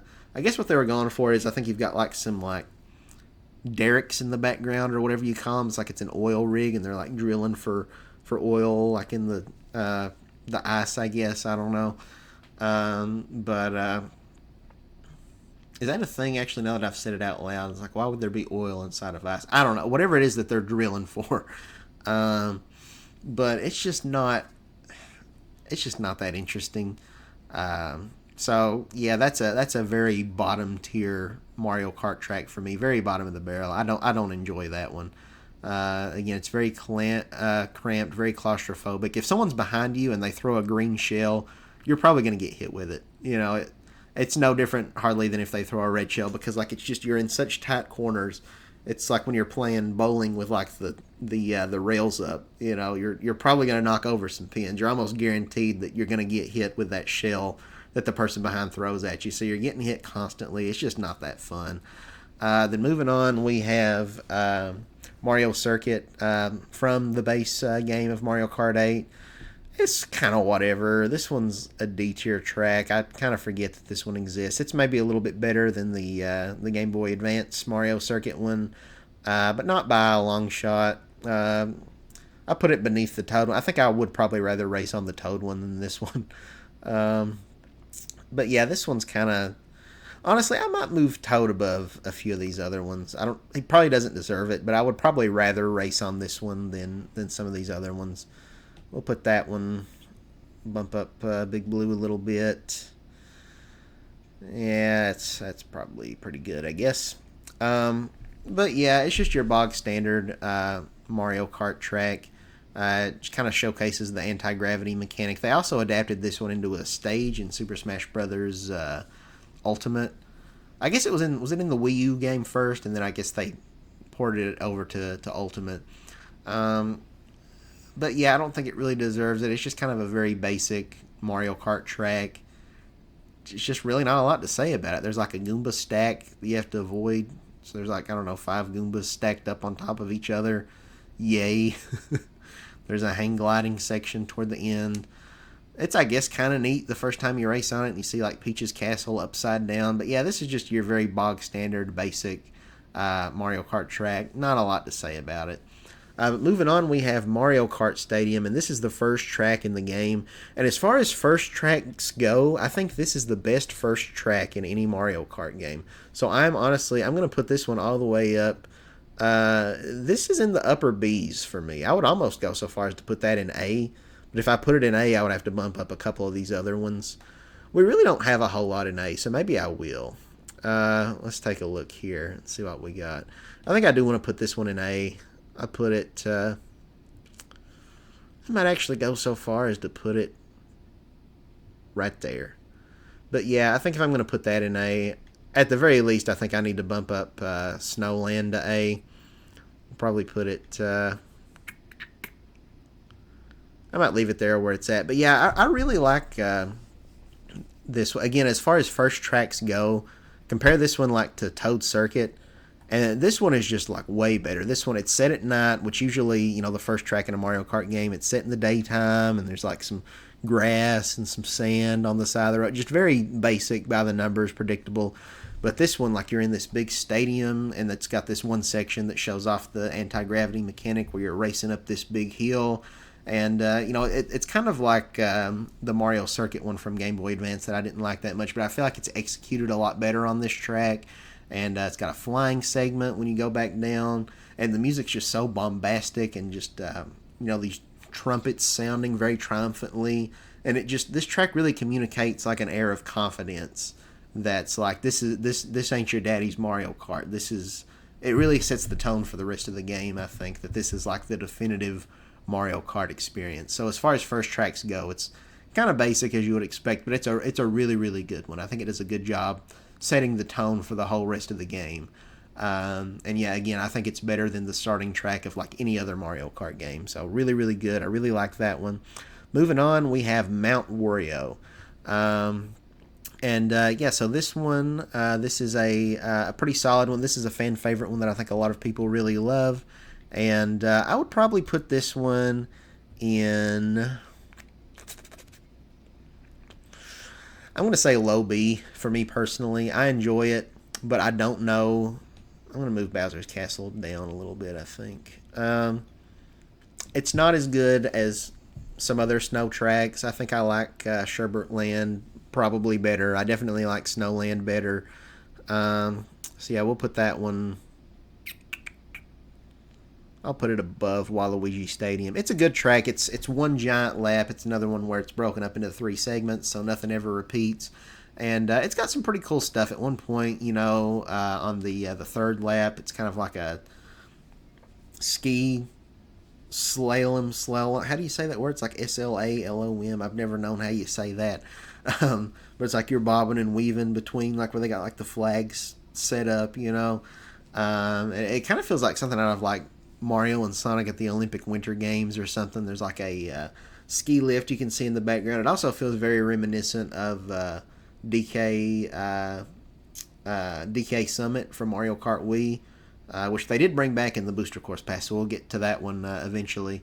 So yeah, it's a neat one. It feels like, I think the reason I don't like it as much as maybe some people is it does feel very similar to DK Summit, so it feels like it's not necessarily breaking new ground in a lot of ways, but it is really cool. You start off in this big helicopter and the hatch opens, and then you drop out of it, and there's this one point where you're going through this like dam, and so there's like water everywhere, and like you're kind of like riding the current like in this like cavern area that's kind of darkly lit. That's pretty neat. There's one part where you're like weaving between all these pine trees. That's honestly kind of tricky to dodge them because they're just like all over the place. And then you end at kind of like this ski lodge that's at like the foot of the mountain. So it's a cool one. I enjoy it. Not my favorite necessarily. I think it's maybe a little bit overrated, but it's a really good one. I do enjoy it quite a bit. So yeah, that one's a kind of a low B for me, but a B's still pretty good. Next up, we have Merry Mountain, another snow one. We got a lot of snow ones here back to back. And I'll probably put this one in...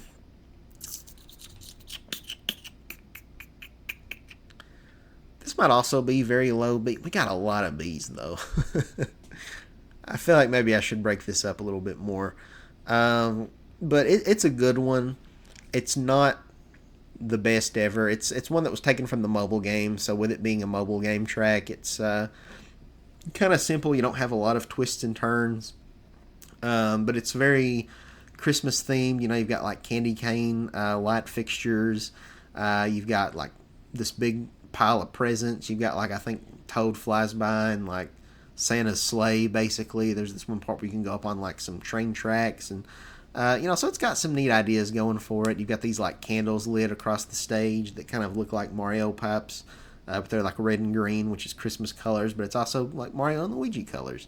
So it's a fun one. I like it. It's cozy. It's pleasant.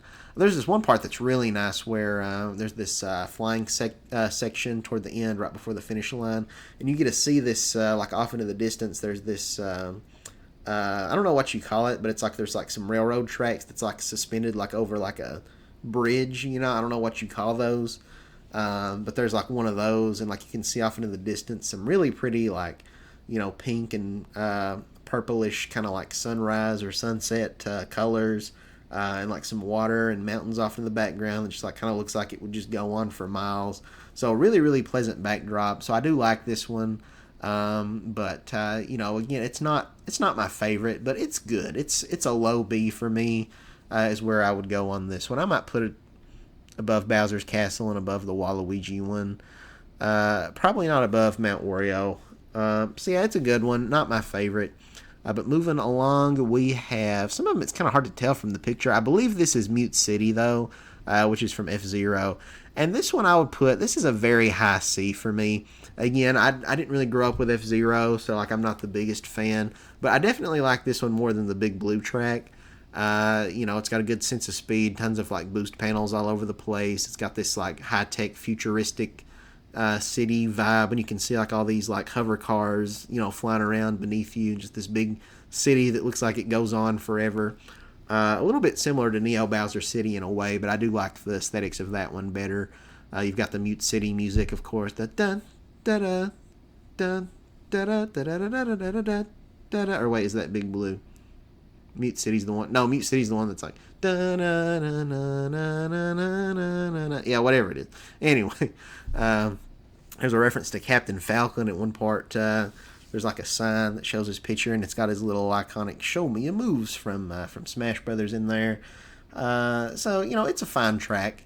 I like it. I like how you can get on the side and like get the kind of like in F-Zero, if you've played it, that like your car takes damage, and if it takes too much damage, you blow up. But if you get on like the side of the road, there'll be portions where you can kind of like refuel, and it'll essentially like kill your car.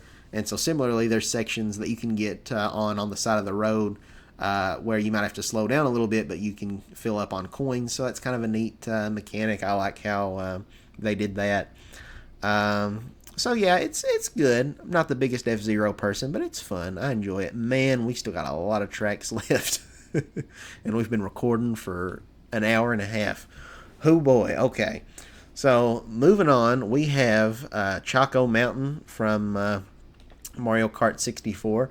This is one I was not super crazy about back in the day, but I really like what they did here. I'm going to bump that bad boy up to A tier. It's I'll put it probably right there. It's very similar aesthetically to Shroom Ridge here, but I think I actually do like it a little bit more maybe. I like the music. It's kind of like, got a fiddle and like banjo going, so it's very very southern, very bluegrass sounding, which is actually Miyamoto's favorite genre of music, believe it or not. He loves bluegrass. It's kind of a weird culture shock thing when I found that out. But yeah, this is a neat one. I like how you like drive into this, like they added this cave section that's real dark and your car's headlights come on. You've got some like bats in there that pop out, and they added like this flying segment, and it's got this fog that looks real cool, and you got some paratroopers they added that are floating around to the side of it. Got some boulders you have to avoid. The boulder! But I don't know, I just really like what they did with this one. I think they did a really good job touching it up and making it go from a track that I was kind of indifferent to one that I really, really like. I like it quite a lot. Next up, we have Calamari Desert from Mario Kart 64, as was the last one, so we're getting into the Mario Kart 64 tracks now. This one is probably also going in B tier. I have so many tracks in B tier. This one is... We'll bump it up... Yeah, maybe just above Mount Wario. I might take Rock Mountain down quite a bit, actually. Again, I really like this track on 3DS, but on Switch it's just not as great. So we'll put that in the lower Bs.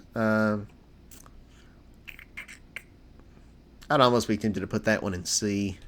Because, again, I really like it. It might be A, honestly, on 3DS, but in Switch I just feel like they kind of botched it. But for right now, we'll put it at like the bottom of B. But yeah, Calamari Desert, this is a fun one. In Mario Kart 64, you would have like this train that comes by, and like it would stop you, and it could be really annoying but kind of funny at the same time. So it's definitely more of a casual Mario Kart track, but it doesn't annoy me in the way that Baby Park does. It's kind of fun when you get trolled by the train that comes by and stops you. Although in this version of the game, you don't get stopped that much because as the race progresses on lap 2, you actually get on the tracks and start going down through the tunnel that the train comes out of, and so now you're avoiding the train that's coming like directly at you. So it's an interesting twist on it. Not sure if I prefer that or not necessarily. Like it's interesting, but either way's fine, I guess, because again, you don't really have the train stopping you very much. So it's a unique take on it. But it looks really nice aesthetically. This is another one that looks almost like it could have been in the base game. It doesn't feel super compromised. But yeah, I like Sunset Wilds. This is another one that's got a very like kind of Western feel about it. I think I like Sunset Wilds a little bit better, but this is still a good one. Sunset Wilds has this really good like mariachi music. This one part it's like I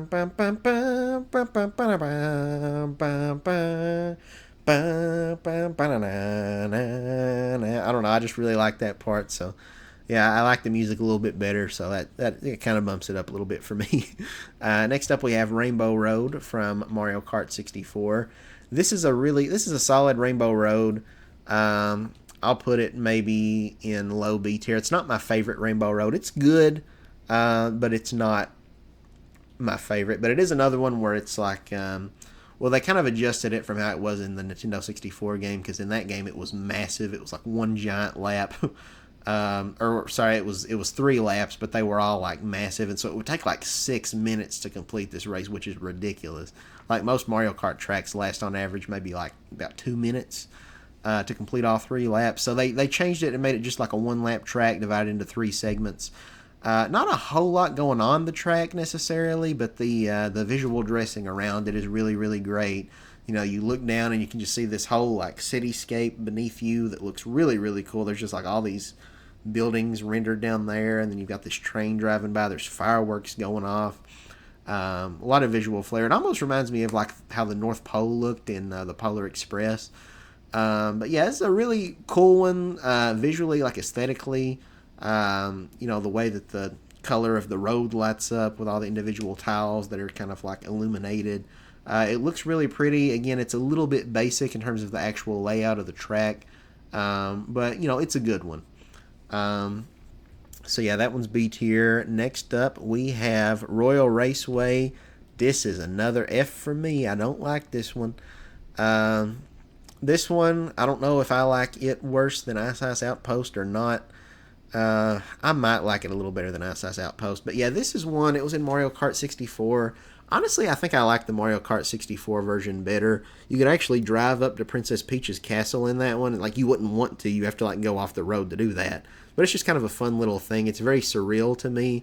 Because it's kind of like they just copied and pasted Peach's castle over from Mario 64. So I feel like I'm playing like a mod or like a ROM hack or something if I'm playing Mario Kart 64 and I'm like driving around like the castle, like crossing the little bridge above the moat and everything from Mario 64. It feels wrong, but I enjoy that. But in this one they have it fenced off, so you can't do that. And I don't know, they've got some stuff like there'll be like there's this lake that you race over, and there's like some toads that are in a little like those swan boats that you pedal or whatever, like at a park or something. And you've got like some hot air balloons, but I don't know. I just think this one's kind of boring aesthetically. The colors look very washed out on it, so it looks very faded, very muted color palette. You've got like some cherry blossoms and like the leaves falling on the track. But this track to me, it's like a worse version of Mario Circuit from Mario Kart 7. I would have liked to have seen them bring that one back because that one was in Tour. But it actually had a part where you drive inside of Peach's castle. But it also had cherry blossoms, but it was a more vibrant shade of pink and not like real washed out and faded like it is here. So yeah, I didn't really... I'm not a fan of this one. Next up, we have Toad's Turnpike, I believe is what that is. Again, some of these, it's kind of hard to tell from the picture. This is kind of a weird angle of it. This one's probably going to be... This is like either high D or low C for me. I'm going to put it low C for now just because we don't have a lot of C's. But I don't know. I guess it doesn't matter whether these are like super even. I feel like a lot of YouTubers, they'll try to keep them kind of even. But if I'm being honest with myself, this is a D track for me. So yeah, we'll put this at the top of D. I do like a lot of the nighttime like cityscape tracks where it's like you're having to dodge like cars coming at you and stuff. And this was the first Mario Kart track to introduce that idea back on the Nintendo 64. But I think there's a lot of other tracks that just kind of outclass it, that do it a lot better. This one's just kind of a big figure 8, so it's a little bit boring. Like they added like some gliding segments, and you can kind of boost on top of like one of the cars and stuff. There's a little bit of anti-gravity. You can race on the sides of the walls, but it's kind of forgettable to me. Some of the other ones we'll be getting into later that are like the nighttime city tracks I like better than this one. So we're just going to move right along. And next up we have this Yoshi one here, Yoshi Valley. It took me, I was blanking on the name for a second. This is another one. This is low D tier. Aesthetically, it looks kind of nice. You've got like the sunset in the background. Either that or it's like, I guess, maybe dusk, like the sun's coming up. This pink hues in the sky. So that looks pleasant. And this one has a fun concept. Because it's like you can go one of like 3 different routes. And it was kind of fun in the Nintendo 64 game. Because it would kind of like hide what place each person was in. So you didn't know if you were winning or not until like you finished. It would just kind of show like a question mark on like the, your placement, and you couldn't even really see where you were on the map either. So that was kind of a fun idea.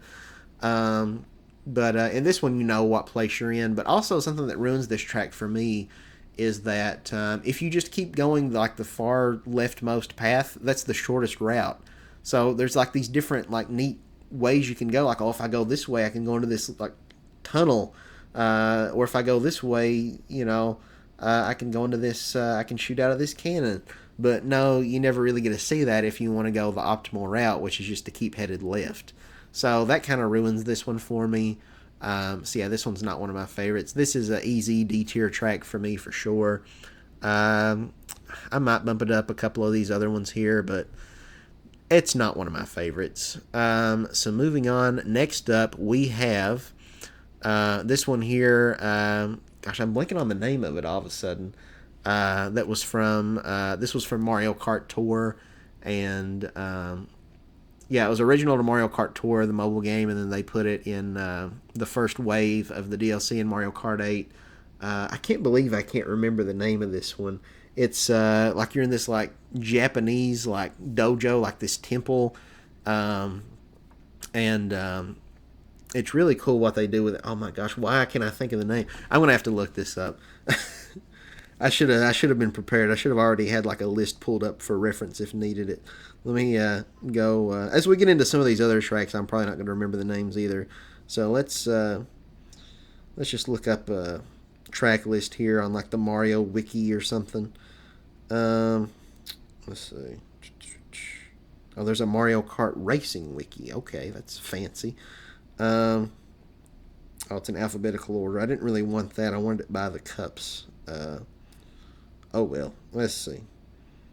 We'll find it here somewhere. Ninja Hideaway. That's it. I love this track. This is an easy yes for me. That's why I'm so mad that I couldn't remember the name of it. This might actually be my favorite Mario Kart track of all time. I don't know. I didn't think it was possible to dethrone.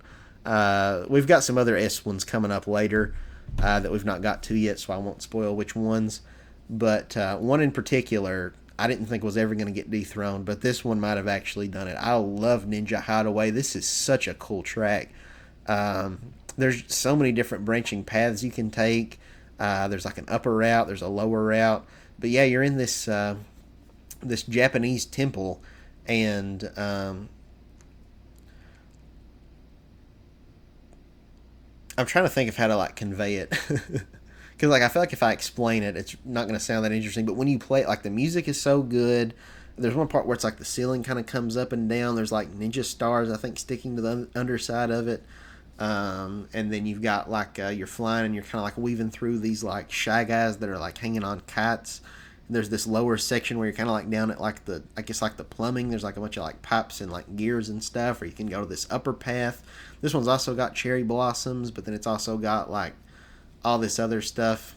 At one point, you're like racing on the roof of this place. It's almost like a Chinese or like a Japanese like castle or something. It kind of gives vibes to that mysterious Murasame Castle game that Nintendo made back in the 80s that only came out in Japan. But yeah, very cool like samurai ninja sort of vibes from this track. I really, really like this one a lot. This is a fantastic Mario Kart track. So yeah, moving along, we have, what is this one? I thought we already did that. Wait a minute, hold on now. Yeah, Dolphin Shows was that, so then what's this one? Is this, the Piranha Plant. It might be the Piranha Plant one. Piranha Plant Cove, I think, is the name of it. I guess that's what this one is. I can't fully tell from that picture, but I don't know what else it would be. So yeah, this one is probably B tier. I like this one. It's not anything like crazy different that we haven't seen before. But yeah, this is an underwater track. But it's underwater, but it's also nighttime, so that's kind of different. Although looking at this image of it, it doesn't look that dark. So that's where I'm like, I guess this is the right one. But yeah, we'll put this one. Yeah, probably about right there is good. Kind of upper B level. I might move this one down a little bit, actually. Right there. Took Waluigi Pinball down a little bit for those who are just audio listening to this. Still in B tier, though. But yeah, this one's pretty neat. It's got kind of like a luau sort of theme to it.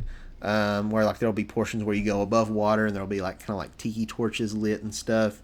And, you know, you've got these little like, I guess like straw huts or whatever.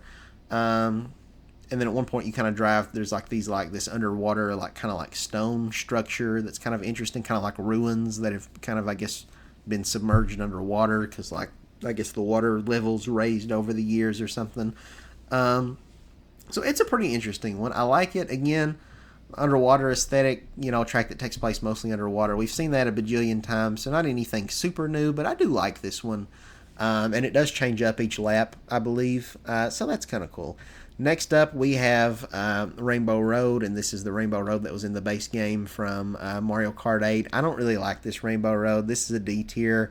The colors are very washed out. It just feels uninspired. I remember the developers saying they really wanted to try something different and new with this Rainbow Road. That was like special and never been done before, but I feel like they missed the mark. You know, they kind of go for this like space station vibes. Like there's like this big blooper like rocket ship in the background, like this blooper space shuttle. And there's like satellites and stuff. You can see some like toads floating around in little astronaut outfits. But I don't know. I just think it's kind of a bland, boring adaptation of Rainbow Road. Probably my least favorite Rainbow Road from any Mario Kart, honestly. Yeah, the colors are just so faded looking and washed out. It's a weak rainbow.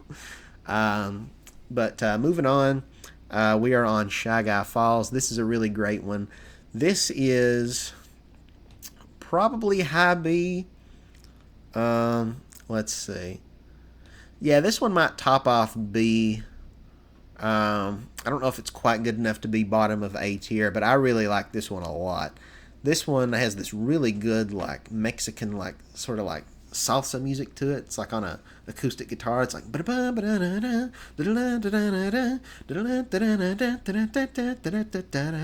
really like that. The concept is really cool. As far as like the anti-gravity tracks goes, this is probably one of the most interesting ones, where you race up one side of a waterfall and then come back down the other side of it. So yeah, it's really, really cool. It's got this kind of like, I guess sort of like canyon sort of theme to it, like Grand Canyon sort of thing. But yeah, this is a really creative one. It's really interesting. I can't think of a lot of other Mario Kart tracks that are quite like this. But yeah, I don't really have a whole lot else to say about it, but I really like racing up and down the waterfall, and I like the acoustic guitar music, and those two things are enough to carry this one to the top of B. So moving on, we have this one here. I'm blanking on the name of this one. Oh, no, this one is Sky High Sunday, I think is the name of this one. And this one, a lot of people were comparing it to Fall Guys. And yeah, you look at this track, and you know it is kind of easy to see the Fall Guys comparisons. This one might be like a high C to me. Maybe it deserves to be in B tier. I don't know, but we've got so many in B. I'll put it in at the top of C. I think it's not a bad place to it because it is a fairly simple track. It's kind of just a big oval, sort of like Baby Park and the Excite Bike Arena, but it does have some more stuff going on than those tracks did. You know, you've got this ice cream aesthetic everywhere, so that's kind of neat. It starts off and it's almost like you're in like it's like you're in like a freezer that's also like a restaurant or something. There's like, I think like Shy Guys or Toads or somebody like sitting at little tables. But yeah, it's like there's like ice cubes and stuff all over the place. Then you come out and you're driving through this ice cream cone. You got this gliding section. And then yeah, there's kind of like it's kind of like sort of a snow track, but it's also kind of like a summery track. So I don't know. It's a very different one, but I like it. It's not the best track ever. It's a little bit basic. One point almost kind of feels a little incomplete because it's like you can like just like clip through this like guardrail that you would think would be an obstacle, but it actually gives you a speed boost. So like something feels a little unfinished there. I don't know about that, but it's a good one. I like it. Next up, we have the Super Nintendo Bowser's Castle. I want to say it's Bowser's Castle 3, because in the Super Nintendo game, there's like multiple tracks with the same themes. There's like Bowser's Castle 1, Bowser's Castle 2, Bowser's Castle 3. So I want to say this is the third one, if I'm not mistaken. I really, really like this one. This one is very high B. This could almost be A tier. I like this one quite a lot. I'm debating. Yeah, I think we'll probably leave this one in high B. But this is a very good one, though. A lot of times, we talk about like the Booster Course Pass, how the graphics were like less good than the base game. But if you compare the flowing lava, how it looks on this track compared to like base game Bowser's Castle or Grumble Volcano, the lava looks way better on this one. It looks really, really nice. The way you've got like all these vibrant orange colors that really pop, and orange isn't even one of my favorite colors, but it looked really, really good here on this track and kind of juxtaposed with kind of like the grayish or brownish like castle and like road textures. It looks really good. You got thwomps trying to crush you. You got piranha plants trying to munch at you. And this one's got really takes advantage of the anti-gravity effect. So yeah, this is a good one. I really, really like it. Strong aesthetic design to it. So yeah, moving on. And I guess these next handful here are from Mario Kart, from Super Mario Kart on the SNES. And again, it's kind of in a weird order. I don't know why some of these tracks are where they're positioned, but right now we've got some NES ones, or SNES, sorry. Next up we have Donut Plains. This one is probably D tier for me. Where'd it go? I tried to place it and then I don't. Donut Plains, where'd you go? Hello? Donut Plains? Papa Nichols? Drake and Josh reference. Let me know if you got that. Well, I can't find it. I don't know where it just went. But yeah, that one's probably like a low D tier. I don't know if I'd go. Oh, there it is. Here it is. I don't know if I'd quite put it in F. But yeah, it's kind of bland. It's a little uninspired. They tried their best with it, I guess. I was never a big fan of this track, even back on the Super Nintendo as a kid. You'd have these Monty moles that pop out of the ground, and in that game, they'd like stick to your face and it'd be real annoying, and you'd have to keep pressing the jump button to hop around and get them to let go. On this one, it doesn't do that. There are Monty moles on the road, but they don't interfere quite that much. I do kind of like how the road is wet, so you can like see the reflection of like the light and stuff as you pass over it. That's really nice. But yeah, it's a very basic track. I don't have a lot to say about it. This might upset some people because this one, you could say the same things about it being a very basic track, but I actually really like this Mario circuit here. I would go so far as to put this one in probably upper B tier, maybe above the DS Mario circuit, actually, by a little bit. Because my nostalgia is so strong for the original SNES Mario Kart game, and this is kind of like the quintessential aesthetic of that game, where you've got kind of like the big pointy green mountains in the background, and then kind of like the yellow sky. I don't know why the sky is yellow, but that's how it looked in that game. So this one makes me very nostalgic. I'm happy to see that kind of rendered in HD here. Kind of similar to Super Mario 3D World. Had that one level in like World 3. That was called, I think, Mount Mustache was the name of it. That goes for this like original Super Mario Kart aesthetic, and I can really appreciate that. I like it a lot. So yeah, we're gonna put that one there, and then moving right along. It's also got a lot of like weaves and turns. It's a very windy track. It's probably not my favorite Mario circuit from the original Super Nintendo Mario Kart, because again, a lot of tracks in that game, there'd be like Mario Circuit 1, Mario Circuit 2, Mario Circuit 3, Mario Circuit 4. I think that one is number 3, if I'm not mistaken. the one that I think was my favorite, it might have been Mario Circuit 2, which was it was in they remade it in Mario Kart 7 on 3DS, and it had this one part where it's got like this. They added like a gliding section to it where you like jump over part of the track. On Super Nintendo, if you mistimed that jump, like if someone hit you or something, it would take you back and you'd have to redo like half the lap, which was really annoying but also kind of funny. So that was probably the best one, but this one's still really good too. But moving on, we have the original, very first ever Rainbow Road from back on the Super Nintendo. This is a really good one. This is one of my favorite Rainbow Roads. I like the 3DS one more, but this one's still, this is a high A tier for me, I think. Probably not quite good enough to get into S tier, but I do really, really love this Rainbow Road. It's one of my favorites. I really like the music on it. I think the aesthetics here in the remake look gorgeous.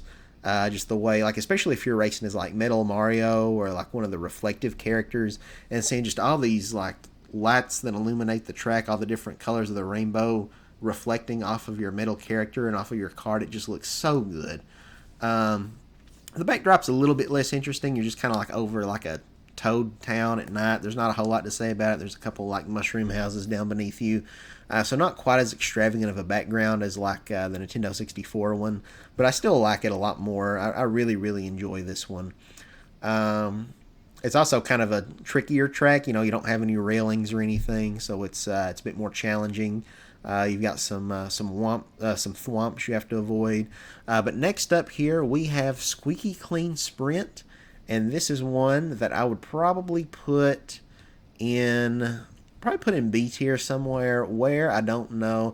I think I might like it a little bit better because this one's similar to Ribbon Road, where they're both like inside of the room of a house, except this one's inside of a bathroom.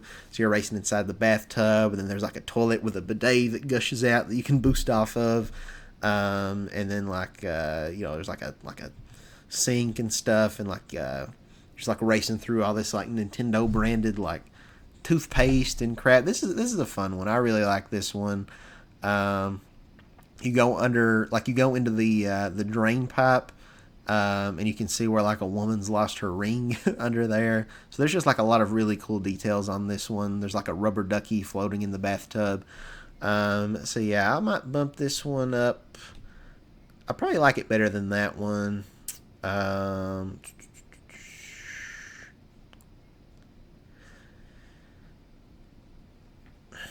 I'll put it right above DK Mountain, I guess. I like that one quite a lot. That's a fun one. Next up, we have Sunshine Airport. I don't really like this one. This is a D tier track for me, in my personal opinion.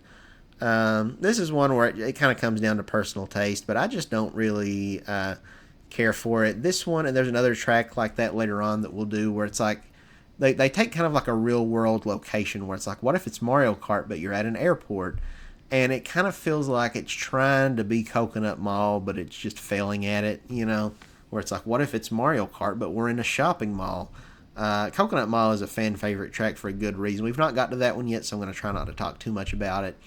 But this one just kind of misses the mark for me. I don't know. I just didn't really care that much for it. You're only really in the airport for like a very short amount of time. Most of it's like outside of the airport. And I just don't really have a lot to say about it. There's this one part where it's like you take you go through a flying section. You go off this boost ramp, and then you can see like a plane take off like above you, and that's kind of neat, I guess. But I don't know. There's just not much for me to say about this one. It's kind of whatever. This next one actually I think is the other one I was referring to. It's what's the name of it? Is it like Super Bell Subway or something like that? But it's a Subway. That's probably also D tier. I put it right next to this one, maybe actually a little bit beneath it. It's like, what if you were racing through a Subway, where it's like, again, it's like it's trying to be Coconut Mall, but I just don't think it's succeeding at it. So yeah, I don't really have a lot to say about this one either. This one, it's kind of, the music kind of remixes like the 1-1 theme to like so that's kind of neat. And I think there's like maybe like some graffiti on the wall that shows like the 1-2 level, so that's kind of fun. You're having to dodge these subway, trains that are coming at you. So it's kind of a fun idea, but I just find it more annoying to race on than anything. I don't really like it that much. And then moving on, we have Sweet Sweet Canyon, I believe, is the name of this one, and this one is the absolute definition of C. This is a C tier track. I probably put it. Yeah, it's probably closer to the bottom of C. I'd probably put it right about there. This one came at a time, like a year or two after Wreck-It Ralph came out, which had that whole like Sugar Rush stage. So this kind of gives vibes of that. It's very reminiscent. I feel like they could have taken advantage of the candy dessert aspect more than they did, though. Like there's this one part where you race underwater. It's like, I guess, kind of like a soda filled lake or something. Which I don't know if that was maybe a callback to Super Mario World, because there was a level in that game called Soda Lake. And then you can boost through. You can see in this image here, you can kind of like boost through and get this shortcut going through this donut hole here. There's windmills in the background that are made out of wafers, so that's kind of a fun little creative idea there. And your audience is like toads, but they're like gingerbread men, so that's kind of cute.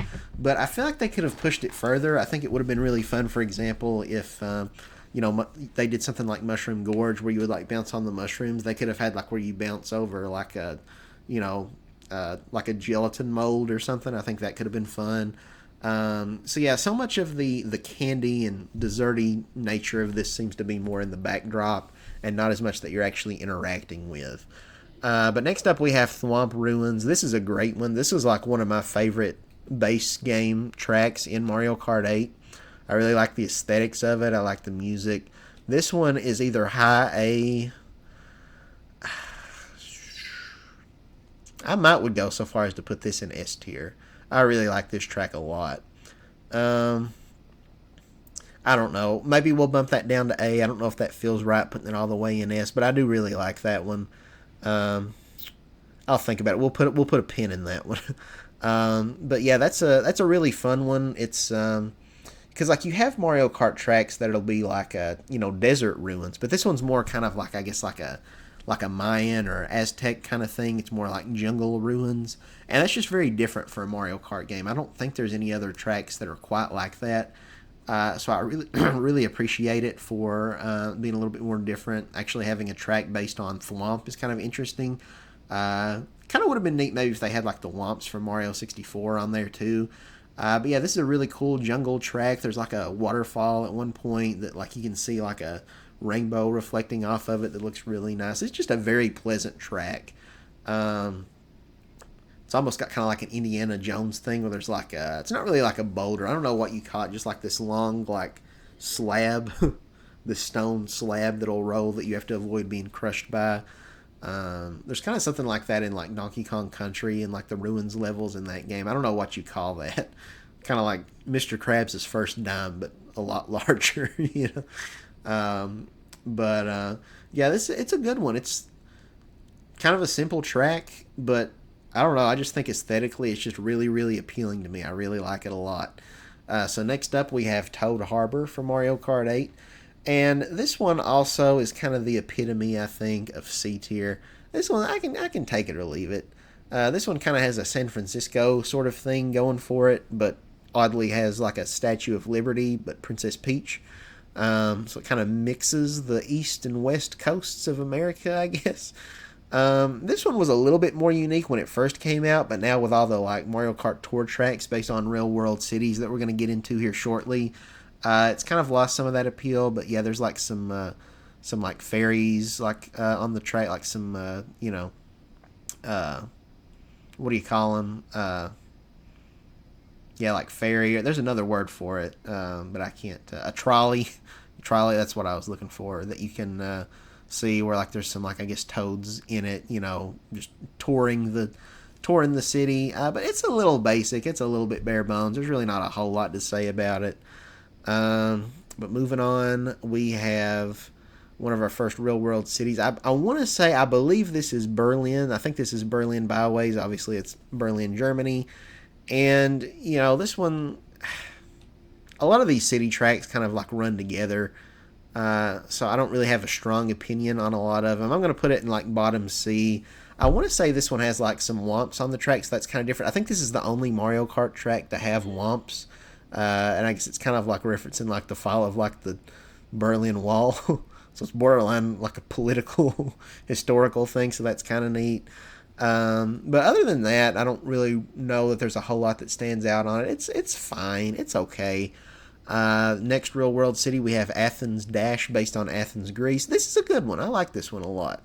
This one would be, this one's like a low B, I think, for me. But yeah, a lot of the real world cities, they just all kind of like feel very similar. But this one, it's ruins, so it's a lot different. And again, it's not desert ruins, but it's not like Mayan ruins either. It's just, European ruins, I guess. So it's again, it's different. You've got kind of like these statues of like I guess like supposed to be like Greek like goddesses and stuff around the track. This is a neat one. I really like this one. So yeah, that's a kind of like bottom of B tier. I actually like this one quite a bit. I might actually bump it up to mid to high B. I put it right there beneath DK Mountain. I think actually is where I want to put it. Next up, we have, I think this one is Bangkok, if I'm not mistaken. Again, a lot of these city tracks. Let me just like look at them all here. Actually, this one might be the Berlin one. They're all so similar. I can't tell from these pictures.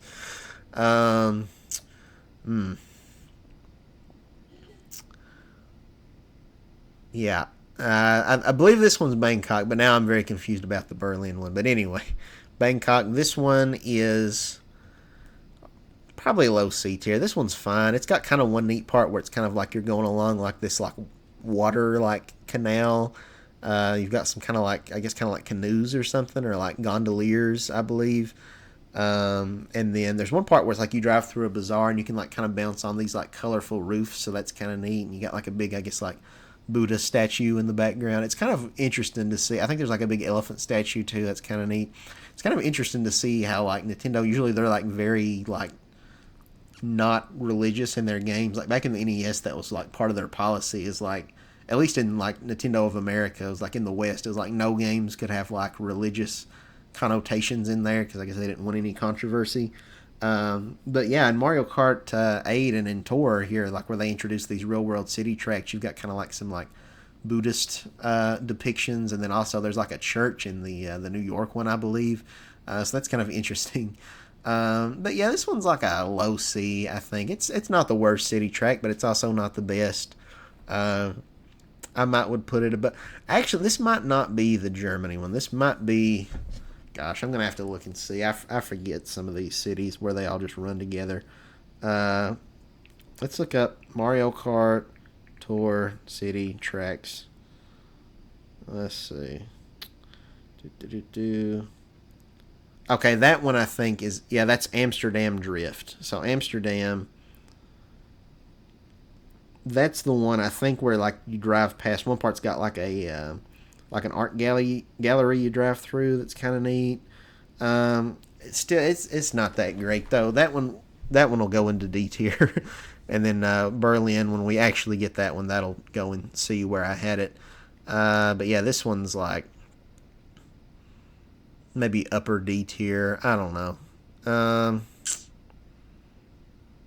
Put it right there. I don't know. I'm not going to think too hard about it, because like again, a lot of these I don't even really remember that much. They just don't stick out that much in my mind. But Berlin, we'll put that one to C. They're both bottom C. I don't know. London Loop, I think, is the name of this one. I actually like this one quite a bit. This one I'll put. This one's a high C for me, I think. So yeah, we'll put it. We'll put it right about there. This one's maybe a little too long. It goes on for a little bit longer than it needs to be. But I like how it's got kind of like the fog. You've got like the Big Ben in the background. This one, if I'm not mistaken, it's got kind of more like a, I want to say maybe like kind of rock music going on. I could be getting that mixed up with the Germany one. But one thing that I do know this one has is there's like some chain chomps that on the third lap they get unchained, and so now they're obstacles that you have to dodge on the track. I think that's a cool idea, so I like that one. That's a decent city track. Next up, we have this one here that is LA Laps. And LA Laps, that one, we're going to put that in C as well. We'll put it, I don't know. Again, I probably don't need to overthink these. These are all just, yeah, it's whatever. We'll put it underneath the Bangkok and Bangkok. I don't know what that was. Bangkok, and also beneath the Athens one. Good Lord, what's this one? Hold on, let's refer to our list here. These city tracks are going to be the death of me, I swear. That is Madrid Drive, I think. Yeah, that's Madrid, Spain. That's D. Moving on. I feel like that one I don't remember standing out very much. It's got maybe some underwater stuff that's kind of neat, I guess, but New York Minute. I actually really like this one a lot. This one, I was talking about how I'm not a big fan of Toad's Turnpike, but I do like some of the late night ones that's like in the middle of a busy city with like traffic. Although this one doesn't really have traffic. But honestly, this one I think I might have to put in A tier. I actually like this one quite a lot. It's got some like New Donk City vibes. Like, you can see Mayor Pauline living here. It's got like this big like Donkey Kong light fixture in the background, like on one of the buildings on, like, I guess I don't know if it's the Empire State Building, but it's like the old like arcade Donkey Kong where it's got like Jumpman climbing the girders and jumping over the barrels and going up ladders and stuff. So this is a cool one. It's got very like ragtime sort of like old 1920s 30s like roaring 20s music going on. There's one part where you drive into this little like kind of like an underground like parking lot that's got like these kind of like green lights that's a little eerie looking. It's a very short little section, and then I think one part maybe you drive through like a cinema, or maybe it's like a hotel plaza or something, I don't know. But this one's got some fun ideas. I like this one. There's like manholes that squirt water out of. You can get like a boost going through like the water geyser coming up. Yeah, that's an A tier. I like that one. Next up, we have Paris Promenade, or Promenade, however you pronounce it. I don't know if it's pronounced like lemonade or if it's pronounced like nod. I don't know. But this is a pretty good. This one I would put in B tier. This one, the music's very pleasant. It's very almost stereotypically French. It's got like an accordion going. And it's you're going underneath the Eiffel Tower. This is like one of the first real world city tracks they added to the game, and I think it's a solid one. There's like a rainbow you can see over the Eiffel Tower. It's a pleasant one. I like it. It's I don't have a whole lot else to say about it, but it's nice. So yeah, that one's kind of mid B tier. I might put it probably about that. It's probably going to be blasphemous to some people that I put it above Waluigi Pinball, but I don't know. I like that one. Moving along, we have Rome Avanti, I think it's called. I don't know what an Avanti is. I don't know what a promenade is. I need to get out more, I guess. But this is a really solid one too. This one is probably. God, I kind of. I don't know. I would feel kind of dirty about putting two city tracks in A tier, but this is a really good one. This one, I'm gonna put this one in high B. Maybe not quite as good as New York Minute. I don't know. I might reevaluate that, but I don't know. That one's just really pleasant to me. It's a little bit ruins-y, kind of like Athens, but not quite as much.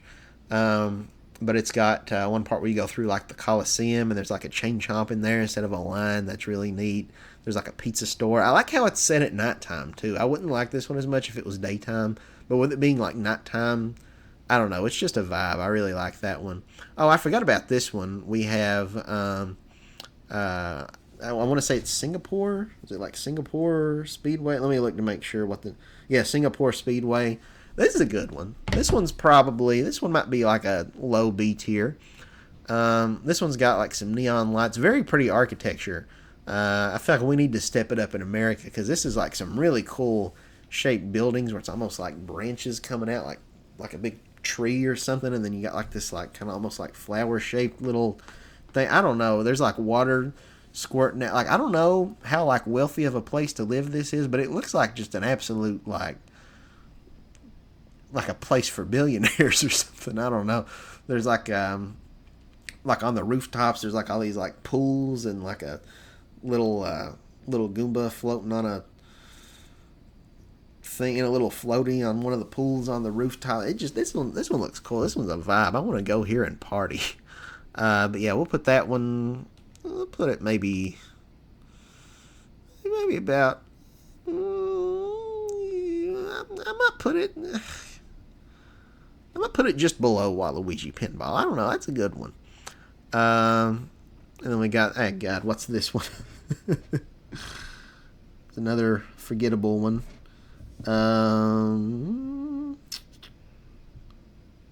We did Madrid. We did Amsterdam. What is this one?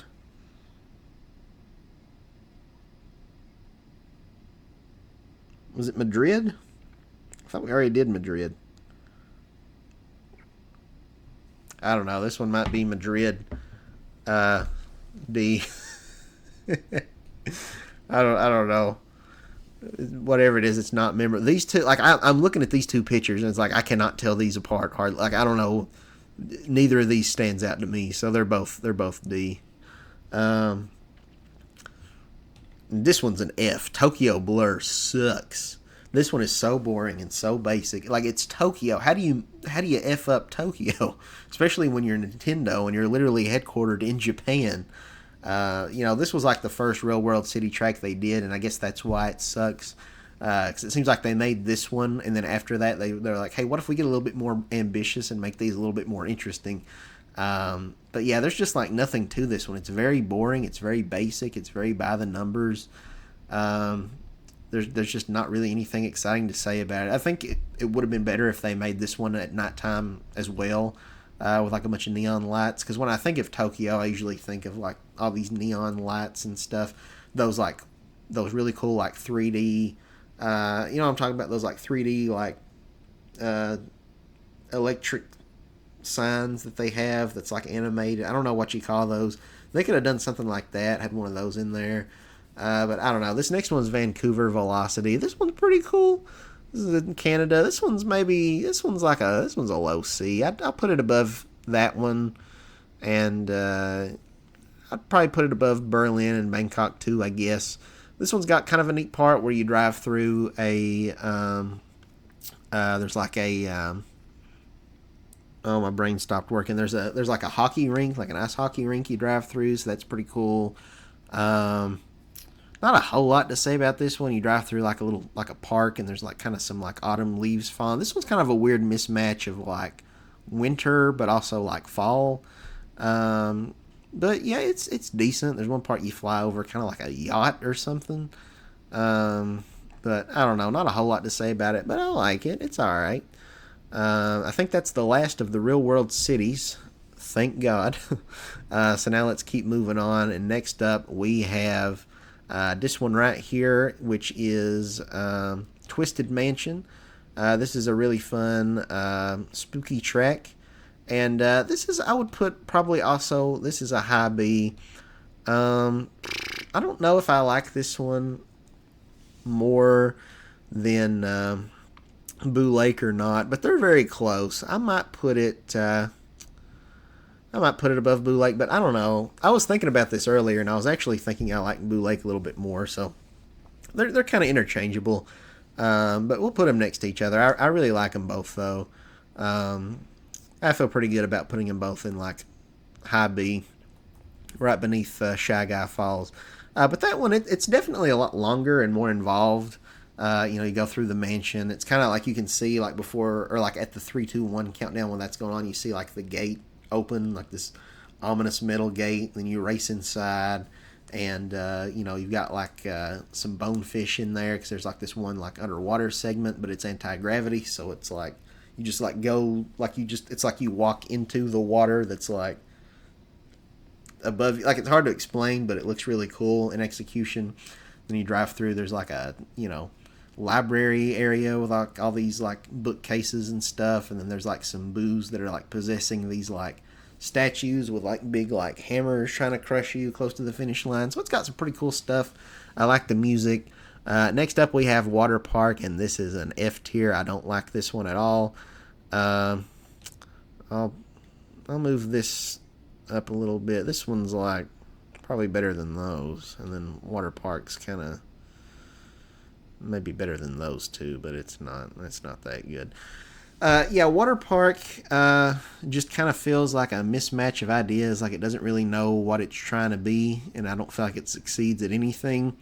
If you go to a water park in real life, and it's like, you got water slides, you got, the swimming pools. This one it feels like they just took like just a regular park and then just flooded it. Like, it's not a water park. It's just because like you can see there's like this big giant Ferris wheel, but it's like, how does that, like, you don't have Ferris wheels at a water park, and then there's like a what do you call, like a carousel or whatever, but instead of it being like horses, it's something else. I can't think of what it is. It's almost kind of maybe like those like spinning like teacups or something, but that's underwater. So it's like, it's like just a regular amusement park but flooded. So I don't know. It's kind of weird. Like, it calls itself a water park, but it's not really a water park. So I don't know. It's kind of got some Mario Sunshine vibes, so that's kind of cool. Like the Peanut Park level. I kind of wish they just made a level of Peanut Park. I think would have been better. Because it's got like some Nokis like on the side spectating the race. Nokis, being like this race of creatures from Mario Sunshine, but they don't really show up in a lot of other games, so it is neat to see them on this track. I don't know if they're on any other tracks or not, but otherwise this track just kind of sucks, I think. It's mostly underwater, but it doesn't really do anything that clever with it, and then they do some anti-gravity, but I don't really feel like what they do with that's all that clever either. The road is this very washed out rusty color that I feel like is very aesthetically unappealing to look at. I just don't really like this one, so that's an F tier. But speaking of F tier, this one is S tier. We have Coconut Mall. This is a fan favorite track, and for good reason.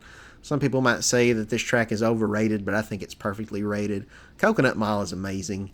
Coconut Mall has always been my favorite Mario Kart track, but it might have been dethroned here by Ninja Hideaway. They're both fantastic tracks. I do think Coconut Mall, I don't know if this is the best iteration of it. I think visually it doesn't look super great, because this is from like the first wave of DLC where they really, there's a lot of like missing textures and stuff where it almost feels unfinished, or, kind of like they just ported it straight from the mobile game. But it's still Coconut Mall, and I love the heck out of Coconut Mall. It's such a fun premise, just like racing around like an open shopping mall, and like you're going up and down the escalators, and it's just a vibe. The music's just real catchy. The what can I say? It's Coconut Mall.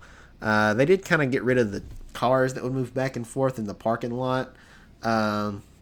At first, when it came out, like, they were just completely stationary. The cars didn't move at all. But they did update it to where they'll like occasionally do donuts.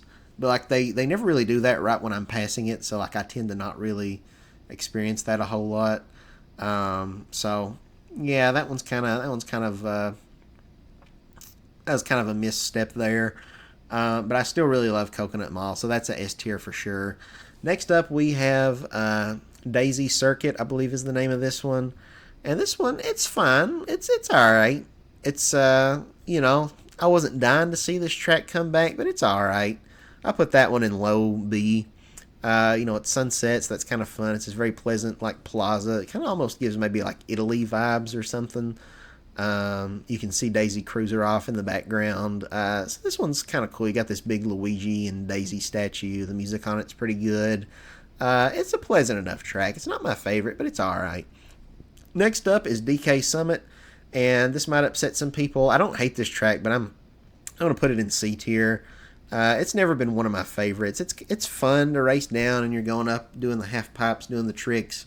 But aesthetically, I think there's much better snow tracks. There's not really a whole lot to look at. There's this big Donkey Kong statue where he's like ice skating, doing a trick upside down. That's kind of cool.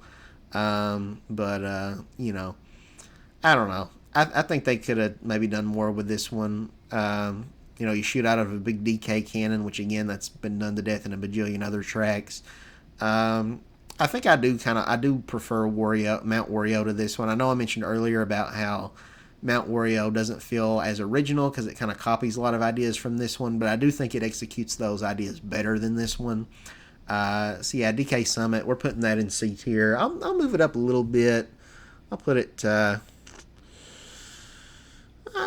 about there, kind of right in the middle of C. Next up, we have Grumble Volcano. And this one. See, we're on a lot of the Mario Kart Wii tracks now. Again, I don't know why they're in this order that we did while we're only just now doing Mario Kart Wii tracks. But Mario Kart Wii had some darn good tracks. So this is another one. We're bumping this baby all the way up. This is another S tier track. I love this one. The music is really intense. They didn't really remix it for Mario Kart 8, but that's okay, I guess.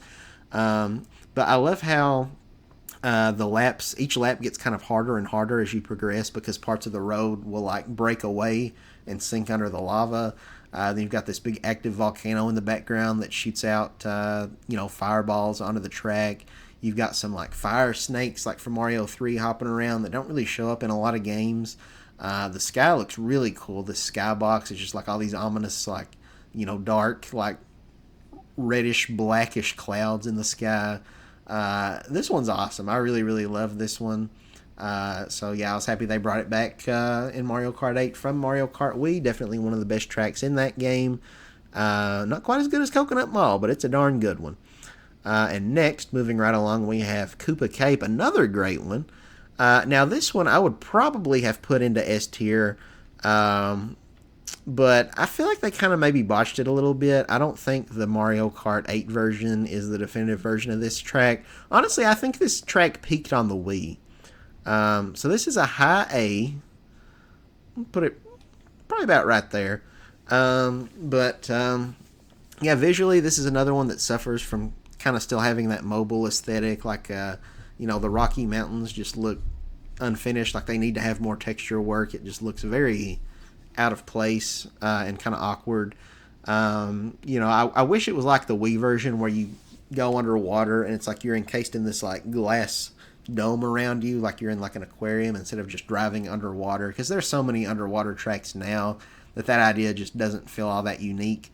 But being in that glass tube enclosure, and there was like a stream of water you could stay in. If you were like rode the current, you get a speed boost, but it was also kind of risky because there was like this electric thing spinning around down there, and if you hit one, it would zap you and you'd shrink and slow down.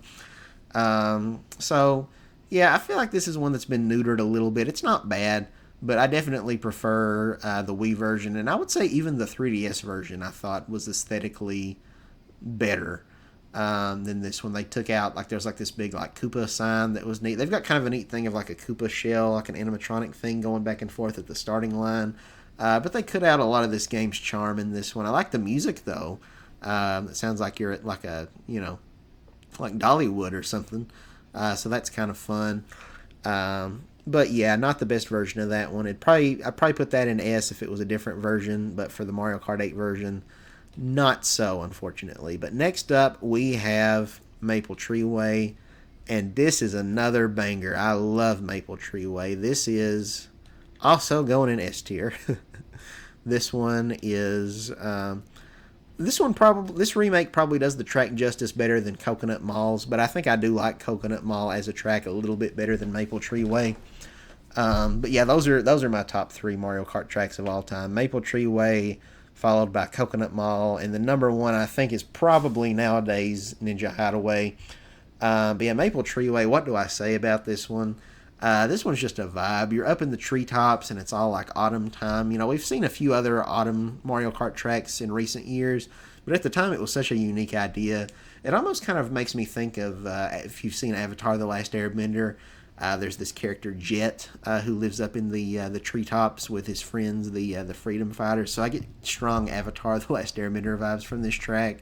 But this is a cool one. You're just racing up in this canopy, and yeah, there's these like big wigglers on the track you got to dodge. This is just a cool one. I really like the music. It's kind of almost like on a harmonica or something. It's like da da da da da da da da da da da da da. I really like it. That's a really really good one. Mario Kart Wii had a lot of fantastic tracks. Like we're not slowing down anytime soon here. So next up we got Moo Moo Meadows. This is one I did not particularly care for at all on the Wii. But I think it got a beautiful overhaul. The music also sounds beautiful in this version, where it's like on a fiddle. This is an A tier for sure. I love this one. This is a really really well done remake, infinitely better than the original version of this game. It's a very simple track in terms of just like the layout, but it's just so pleasant. This pasture with just these just this really pleasant sunset sky behind you, and again the fiddle music is just so good. Like it's genuinely a very moving piece in the soundtrack. So this one, this is upper A tier. I like this one a lot. I put it probably right there, just beneath DK Jungle. Next up, we have Maple Treeway. Or sorry, why did I say Maple Treeway? Moonview Highway. I was thinking of the M and the way, but yeah. Anyway, Moonview Highway. I like this one a lot.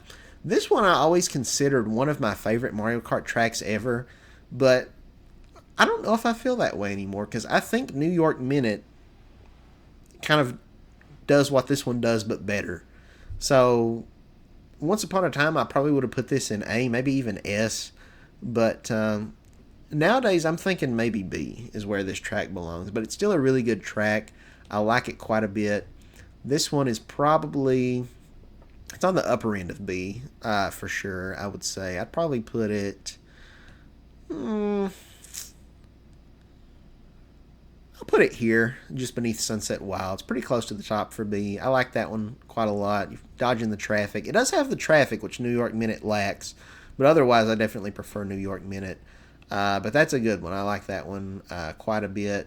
I like the... you've obviously, as the name implies, you've got the big moon in the background. The moon. I don't know. It's a cool one. I like it. Mushroom Gorge. This is a fantastic Mario Kart track. This is another one that I would say is probably a fan favorite. It's got really cool music. Dun, dun, da, da, da, da, da, da, da. Da, da, da, da, da, da, da. It sounds very almost like tribal in a way, or like Native American. I don't know, but it's really cool music. It's unlike anything I've ever really heard. I don't know what kind of instrumentation it's supposed to be, but it's really really cool. It's very fun bouncing on all the mushrooms.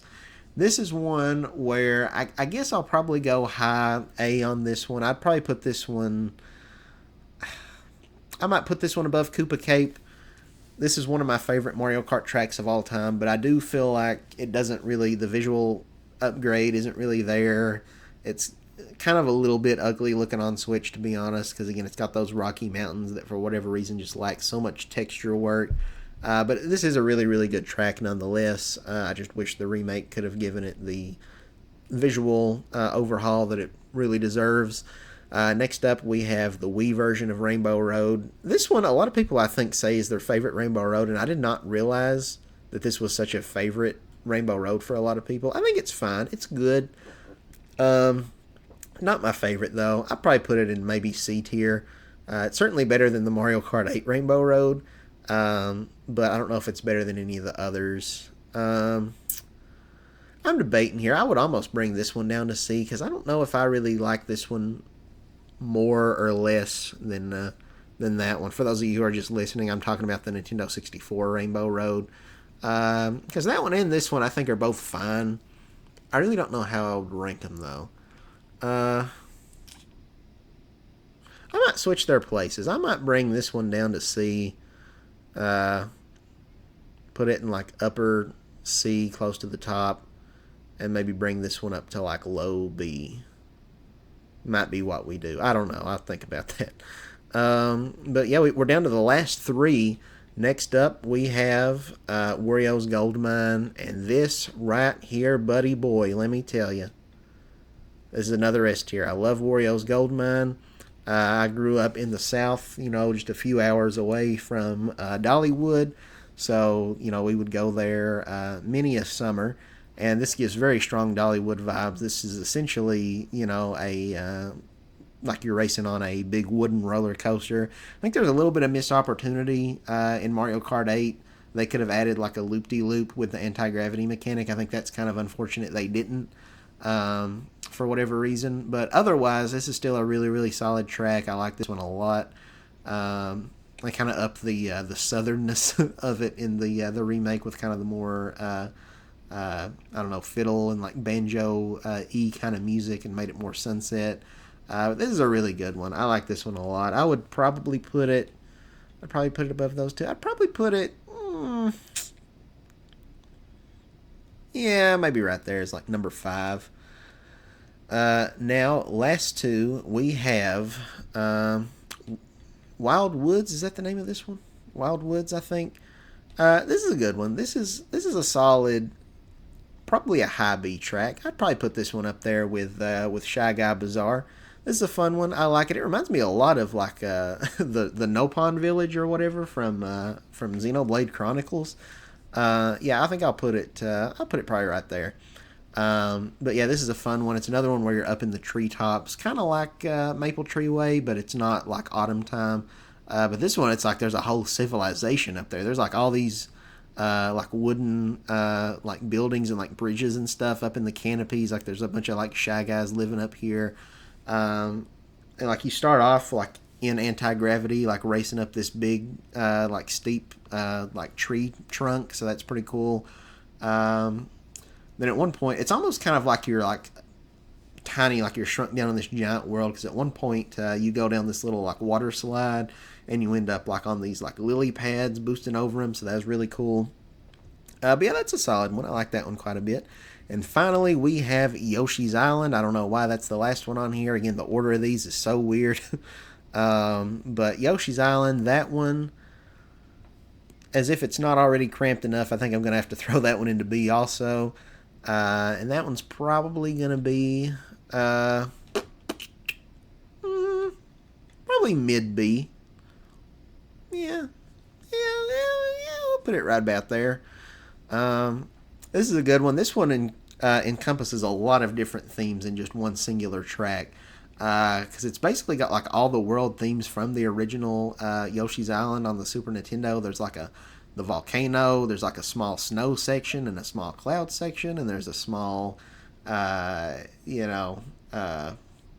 underwater section. They fit a lot into this track, but it turned out really good. There's like all these different enemies from Yoshi's Island in the background. Some of these tracks might reuse some assets here, like put in a hazard or obstacle from another, but this one uses a lot of its own original assets, so it's really cool. They've got kind of a jazzy remix of the athletic theme from Yoshi's Island. So yeah, it's a pretty cool one. I'm not the biggest like diehard Yoshi's Island fan, but this is still a really good track. I like how you can fly through. It's kind of hard to hit, but there's a flying section toward the end, and if you can hit like the question mark cloud with the wings on it, it'll make like a bridge show up that you can ride on. It's kind of like a little shortcut, like alternate pathway. So that's really neat. But yeah, it's a pretty good one. But with that, we have put every single track, all 96 Mario Kart 8 Deluxe tracks, on our tier list here. So let me look over this, see how I'm feeling, if there's any I want to bump up or bump down. So we've got 1, 2, 3, 4, 5, 6, 7, 8 tracks in S tier right now. Being from number 1, we have Ninja Hideaway. Number 2, we have Coconut Mall. Number 3, we have Maple Tree Way. Number 4 is the 3DS Rainbow Road. Number 5, we have Wario's Gold Mine. Number 6, we have Dry Desert. Number 7, we have Thwomp Ruins. And number 8, we have Grumble Volcano. I think I'm going to move Grumble Volcano ahead of Thwomp Ruins. And it feels kind of weird to have two Rainbow Roads both be in S tier. Um, hmm. See, I'm so tempted to move it up, but then also, I don't know. I guess I'll leave it where it's at. That one, I guess, probably does belong in A tier because the 3DS one is kind of in another class of its own. Um, the SNES Rainbow Road is still fantastic, though. So is the Donkey Kong Jungle, but I don't think it quite edges out to be an A tier. But yeah, let's just read off the A tier. So we've got 1, 2, 3, 4, 5, 6, 7, 8, 9, 10, 11, 12, 13 of those. So A tier, we have, as we established, the SNES Rainbow Road, followed by DK Jungle. Then third, we have Moo Moo Meadows. Fourth, we have Neo Bowser City, followed by Mushroom Gorge. Although, I might bump that down. I think Neo Bowser City probably belongs beneath Mushroom Gorge and also Koopa Cape. So we've got those. Then we have Neo Bowser City, followed by Mario Kart Stadium. I might put Dragon Driftway ahead. I'll put that one. Then we'll put TikTok Clock. Then we'll put Mario Stadium, I think, is what we're going to do. Yeah, then we got Choco Mountain, followed by... I might like Shroom Ridge a little bit better than Choco Mountain. Then this one... I might actually bump this one up. This is a good one. The New York Minute. We'll put that one.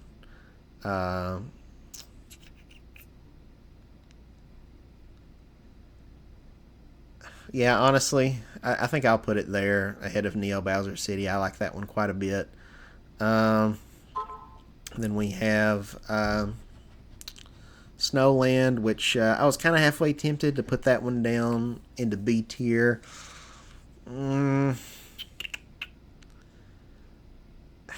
Yeah, I don't know. I don't know. We'll leave that one at the bottom of A tier, I think. It just barely edges into A. Rome Avanti. Gosh, I don't know. I'm so torn on some of these. Yeah, I don't know if that one's quite A material. I think I'm going to bump that down into B. So, B tier, we've got Snowland, Rome Avanti, and then Shy Guy Falls, Wild Woods, Twisted Man. I might put Twisted Mansion further up. I probably do like it better than Wild Woods. Do I like it better than Shy Guy Falls? Maybe not. And this one, although I do really like it, I might move that down a little bit. Yes, then we got Super Nintendo Bowser's Castle. We got Boo Lake, Rosalina's Ice World, Sunset Wilds.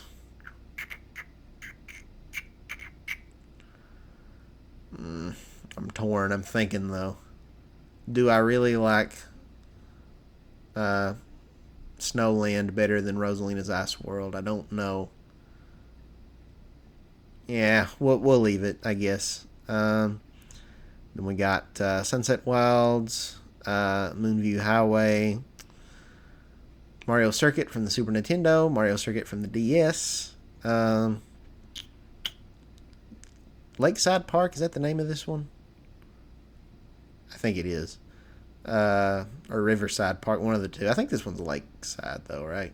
Riverside. No, maybe it's Riverside Park. I don't know, whatever that one is. Squeaky Clean Sprint, DK Mountain. Then we got Athens Dash, Piranha Plant Ruins. Was that the name of this one? I don't know. This is going to take forever. I think I give up on reading off all these. We'll read off F tier, though, because F tier, we have Cheeseland. Hate that one. Not a fan. I might move Tokyo Blur ahead of it. We got Cheeseland. Excite Bike Arena. That one does nothing for me. Water Park. Very boring name, too. Water Park. Like, there's a lot of, like, Wario and Waluigi references, so I've heard, I guess, maybe it's supposed to be, like, Water Park, but, like, I don't know. I think they could have picked a better name. Then we got Royal Raceway, very washed out colors, very forgettable. Ice Ice Outpost, not a fan of that one at all. I'm going to do it. This is going to really upset some people, but I really don't like this one. I'm going to put Hyrule Circuit into F tier.